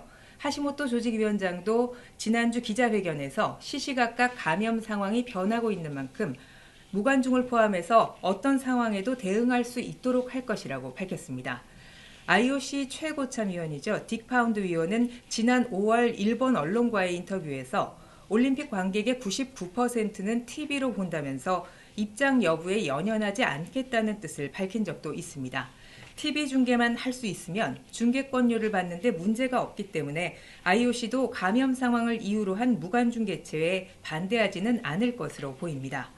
일본 정부는 준긴급사태 연장 여부를 다음 달 8일쯤 결정할 예정입니다. 오늘 아사히 신문이 도쿄 시민을 대상으로 실시한 여론조사 결과가 나왔는데요. 올림픽 취소 또는 연기를 원한다는 답변이 60%로 부정적인 여론이 다수였습니다. 또 개최를 한다면 관중 없이 열어야 한다는 의견도 64%에 달했습니다. 냉담한 국내 여론이 여전한 가운데 도쿄올림픽 개막까지 이제 25일이 남았습니다. 지금까지 도쿄에서 YTN 이경화입니다. 네, 이처럼 다음 달 열리는 도쿄올림픽 개막식에 문재인 대통령이 참석할지 여부는 아직 불투명합니다. 이런 가운데 우리 국민 10명 중 6명은 문 대통령의 개막식 참석에 부정적인 것으로 나타났습니다. 이재윤 기자가 보도합니다. G7 정상회의에서 기대됐던 한일 정상회담은 불발됐습니다. 약식으로라도 만남이 성사됐다면 일본 스가 총리가 도쿄올림픽 지지를 부탁하고 문 대통령이 화답하는 장면이 연출됐을 가능성이 높습니다. 하지만 회담 무산 뒤 오히려 외교 교섭 과정을 두고 양측의 갈등만 불거지는 등 껄끄러운 관계는 계속되고 있습니다. 지금까지 우리 정부가 확인한 것은 황희 문체부 장관의 참석뿐입니다. 그렇지 않고요. 한 달 전에 사실 대통령님 일정이 그렇게 확정되지는 않을 것 같고 저도 뭐 들은 바는 없고요. 그것은 아직 확정된 사안은 아닌 걸로 알고 있습니다. 네. 저는 이제 무조건 가서 참석하는 거고요. 문 대통령의 도쿄올림픽 참석에 대한 여론은 부정적입니다. YTN이 리얼미터 의뢰에 실시한 여론조사에서 대통령의 도쿄올림픽 기간 중 방일에 대해 60.2%가 반대한다는 의견을 보였고 찬성은 33.2%에 불과했습니다. 연령대나 이념 성향, 지역별로 큰 차이 없이 반대가 많았는데 40대가 71.5%로 가장 높았으며 찬성 의견은 60대에서 43.1%로 상대적으로 높았습니다. 지지 정당별로 민주당 지지층에선 71.3%, 국민의힘은 54.3%가 반대한다고 응답했고 무당층에서는 41.6%에 그쳤습니다. 청와대는 아직 명확한 결정을 내리지 않고 있지만 촉박한 일정에 부정적인 여론까지 감안하면 개막식 참석은 사실상 불가능해진 것으로 보입니다. YTN 이재윤입니다. 문재인 대통령이 오늘 하반기 경제정책 방향을 보고받고 논의하는 확대경제 장관회의를 엽니다. 문 대통령은 코로나19 위기에서의 경제 충격 완화와 양극화 회복, 민생경제 활력을 위해서 각 부처가 적극적으로 나설 것을 당부할 것으로 예상되고 있습니다. 또 홍남기 경제부총리 겸 기획재정부 장관을 비롯한 주요 부처 장관들이 참석해서 내년 3월 대선을 앞둔 상황에서 하반기 경제정책을 논의할 계획입니다. 문 대통령이 확대경제 장관회의를 소집한 건 지난 4월 15일 이후 2달여 만입니다. 수도권 아파트의 평균 매매값이 8개월 만에 1억 원 넘게 올랐습니다. KB국민은행의 월간 주택시장 동향 자료를 보면 이번 달 수도권 평균 아파트 매매 가격은 7억 1천만 원으로 지난달보다 1천만 원 넘게 올라 7억 원을 넘어섰습니다. 수도권의 평균 아파트 값은 지난 2016년 10월 처음으로 4억 원을 넘어선 뒤 오름폭이 가팔라져 2년여 만에 5억 원을 넘어섰고 이후 6억 원을 넘는 데는 1년 11개월이 걸렸습니다. 다시 7억 원까지 1억 원이 오르는 데는 지난해 10월 이후 불과 8개월밖에 걸리지 않았습니다. 주택을 매입하는 과정에서 브로커로부터 금품을 받아 챙긴 혐의를 받고 있는 전 LH 간부에 대해서 경찰이 강제 수사에 나섰습니다. 인천경찰청 부동산 투기사범 특별수사대는 오늘 오전 뇌물수수 등의 혐의를 받고 있는 LH 인천본부 전 주택매입부 부장 A씨의 자택 등 8곳에 대해서 경찰 29명을 동원해 압수수색 영장을 집행했습니다. A씨는 LH 인천본부 주택매입부에서 매입 임대사업 업무를 하면서 매입 임대 공고가 나면 브로커 B씨를 통해 미분양 오피스텔 등을 통째로 매입해주고 그 대가로 금품과 향응을 받은 혐의를 받고 있습니다.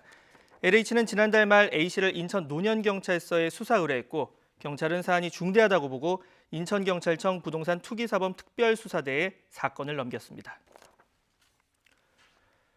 더불어민주당 우상호 의원은 국민권익위원회 전수조사에서 제기된 농지법 위반 의혹으로 자진 탈당을 권유받은 데 대한 불복 의사를 다시 한번 확인했습니다. 우 의원은 오늘 TBS 라디오에 출연해서 탈당계 제출 여부에 관한 질문을 받자 제가 왜 나가느냐고 반박했습니다. 이어 탈당하지 않고 버틸 경우 지도부가 강제 출당시킬 수 있다는 지적에 대해서는 아마 그러기는 어려울 것이라고 덧붙였습니다. 시진핑 중국 국가주석이 푸틴 러시아 대통령과 오늘 화상 정상회담을 할 예정입니다. 중러 양국 정부는 지난 금요일 두 정상이 한 달여 만에 다시 오늘 화상 연결 방식으로 회담을 할 계획이라고 밝혔습니다. 러시아 크렘린궁은 중러 우호 협력 조약 체결 20주년을 기념해 열리는 이번 화상 정상회담에서 두 나라의 전략 동반자 관계에 대해 평가하고 양국은 물론 국제 현안에 대해서도 논의할 계획이라고 설명했습니다. 중국 외교부는 이번 회담의 배경이나 의제에 대해서 언급하지 않았지만 지난달 16일 열린 미러 정상회담 이후 중러 간의 우위를 재확인하려는 것으로 보입니다. 특히 미국이 최근 주요 7개국 G7과 북대서양 조약기구 그리고 유럽연합 등과 공동으로 중국에 대한 압박을 강화하고 있는 가운데 이번 중러 정상이 어떤 대응 방안을 내놓을지 주목되고 있습니다. 업무 시간 집무실에서 불륜 행각을 벌여 사임한 행콕 영국 보건장관의 후임에 사지드 자비드 전 재무장관이 임명됐습니다. 코로나19 방역과 함께 신뢰 회복이라는 과제도 떠안게 됐습니다. 박상남 기자의 보도입니다.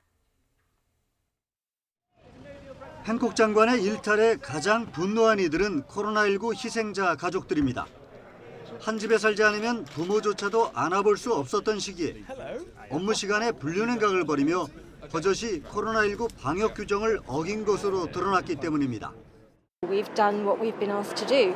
So to find out that it doesn't apply, this rule of keeping your distance and not interacting with other households, two people in charge, it's so disappointing. And it's so worrying as well because all moral authority has gone. 이번 사태와 관련해 야당인 노동당 대표는 보리스 존슨 총리가 행콕 장관을 직접 해임했어야 했다며 맹비난했습니다. Well, Matt Hancock was right to resign because he broke the rules. He had to go.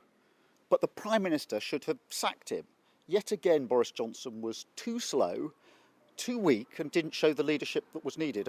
후임 보건장관은 코로나19 방역 업무 수행과 함께 이번 사태로 땅에 떨어진 정부의 신뢰도 속히 회복해야 하는 어려운 과제를 안게 됐습니다. We are still in a pandemic and I want to see that come to an end as soon as possible and that will be my most immediate priority to see that we can return to normal as soon and as quickly as possible. 영국의 코로나19 신규 확진자가 2만 명에 육박하며 지난 2월 초 이후 최다를 기록하고 있는 상황이어서 자비드 신임 장관의 리더십에 더욱 큰 관심이 쏠릴 전망입니다. YTN 박상남입니다. 미국 정보당국이 UFO, 즉 미확인 물체에 대한 보고서를 처음으로 공개했습니다. 그런데 궁금증을 해소하기는커녕 오히려 외계인의 존재에 대한 궁금증을 키웠다는 평가가 나오고 있습니다. 이동헌 기자입니다. 미 국가정보국은 현지 시간 25일 2004년부터 올해까지 미 군용기에서 관측한 144건의 정체를 알 수 없는 비행체에 대한 분석 결과를 내놨습니다. 이미 언론에 공개된 영상이 포함됐습니다. They're all going against the wind. The wind's 120 knots from the west. Oh my gosh, dude. Wow, look at it fly. 미 당국은 UFO라는 말 대신 미확인 항공 현상 UAP라는 용어를 사용했습니다. 그러면서 144건의 UAP 가운데 수축하는 큰 풍선으로 밝혀진 한 건을 제외하고는 나머지 모두 정확히 설명할 수 없다는 입장을 내놨습니다. 어느 범주로 분류할지 데이터가 부족하다는 이유입니다. 미 당국은 UAP의 범주를 세태처럼 레이더 목표물을 방해하는 공중 간섭물과 대기 현상, 미국의 개발 프로그램, 외국 적대 세력의 시스템, 그리고 기타 등 5가지로 나누고 있습니다. 이 중 기타가 UFO와 관련됐다고 볼 수 있는 부분이지만 해당 사례는 없었습니다. 다만 UAP가 포착 가능한 추진력 없이 바람 속에서 정지 상태로 있거나 움직였고 갑자기 기동하고 상당한 속도로 이동하는 등 첨단 기술을 보여줬다고 평가했습니다. UFO 음모론을 잠재우기 어려운 설명입니다. Ever since they had Roswell, they've known a lot more than they ever told the public. But they're trying to do it now so the public won't get mad at them for all the stuff they have done without telling the public. 이번 보고서는 미 정부가 그동안 분석한 UAP를 의회에 보고하도록 한 법률에 따라 일반에 공개된 첫 보고서입니다. 보고서가 UFO 음모론과 불안을 진정시키기보다 부채질할 가능성이 있다는 지적에 일자 미 당국자는 지속적 연구를 위한 투자 필요성을 언급했습니다. YTN 이동원입니다. 방글라데시 수도 다카의 한 3층짜리 상가 건물에서 현지 시각 어제 오후 7시쯤 가스 폭발이 발생했습니다. 이 폭발로 지금까지 7명이 숨지고 50명이 다쳐 병원으로 이송됐으며 부상자 가운데 여러 명이 위독하다고 경찰은 밝혔습니다. 건물 안에 갇혀 있는 사람에 대한 수색과 구조 작업이 계속 진행되고 있습니다. 경찰은 메탄가스가 가스관에 쌓이고 농축됐다가 1층 지점에서 폭발한 것으로 보고 정확한 원인을 조사하고 있습니다. 훼손되고 있는 울산의 국보 반구대 암각화를 보존하는 방안이 확정됐습니다. 식수원인 울산 사연댐의 수위를 낮춰서 암각화 침수를 막는 대신 부족한 식수원을 경북 운문댐에서 공급하는 방안입니다. 김인철 기자입니다. 울산 시민의 식수원인 사연댐이 있는 반구대 암각화. 선사시대 삶이 담긴 국보지만 1년 중 상당 기간이 물에 잠겨 있다 보니 훼손이 극심합니다. 그래서 이 문제를 해결하려고 10여 년째 댐 수위 낮추는 방안이 거론됐지만 번번이 무산됐습니다. 낮춘 수위만큼 부족한 물을 공급받아야 하는 일인데 이번에 그 문제가 해결됐습니다. 정부와 시민, 농민 대표 등이 모인 낙동강 유역물관리위원회에서 경북 운문댐 물을 울산에 공급하기로 확정했습니다. 운문댐에 맑은 물을 공급받게 됨과 동시에 사연댐 수위를 낮춰 반구대 암각화를 살릴 수 있게 되었습니다. 환경부는 물 공급량과 수위를 낮추는 규모 등을 찾기 위해 연구 용역을 의뢰하기로 했습니다. 보존 방안에 따라 훼손 문제가 해결되면 반구대 암각화의 세계 인류문화유산 등재 추진에도 도움이 될 것으로 보입니다. 추진 과정의 침수 문제가 큰 걸림돌이었기 때문입니다. 그러나 운문댐 물을 끌어오기 위해 관로 공사 비용이 2천억 원 넘게 들고 물값 비용 지출로 인한 수도요금 인상이 불가피합니다. 게다가 경북 주민들의 동의를 받아야 할 문제까지 남아있어 갈 길이 멀다는 지적도 있습니다. YTN 김인철입니다. 일본과 미국으로 유출됐다가 돌아온 구한말 고종의 공식 도장인 국세 넉점이 보물이 됩니다. 문화재청은 2019년 미국 동포가 기증한 국세 대군주보와 광복 직후 일본에서 환수한 국세 재고지보, 국세 칙명지보, 국세 대원수보를 보물로 지정 예고했습니다. 국세는 국권을 나타내는 실무용 도장으로 의뢰용 도장인 어부와는 달리 외교문서와 행정문서 등 공문서에 사용됐습니다. YTN이 국내 뉴스 채널 가운데 KBS에 이어 채널 선호도 2위를 기록했습니다. 한국갤럽이 올해 2분기 만 18세 이상 3,005명을 대상으로 조사한 결과 전체 14%가 YTN을 즐겨본다고 답해서 16%로 1위에 오른 KBS에 근접한 2위를 나타냈습니다. 이번 조사에서는 선호 채널 없음에 27%로 가장 많이 응답했고 연이어 KBS와 YTN, MBC, JTBC, TV조선, SBS 순으로 선호도가 높았습니다. 조사 대상은 휴대전화 RDD 표본 프레임에서 무작위로 추출했으며 95% 신뢰 수준의 표본 오차는 플러스 마이너스 1.8%포인트입니다. YTN은 올해 영국 로이터 저널리즘 연구소가 선정한 한국 주요 15개 매체 신뢰도 조사에서도 56.4%로 1위를 차지했습니다. 지난달 국내 기업의 주식 발행 규모는 약 1조 4천억 원으로 전달보다 약 460% 증가했습니다.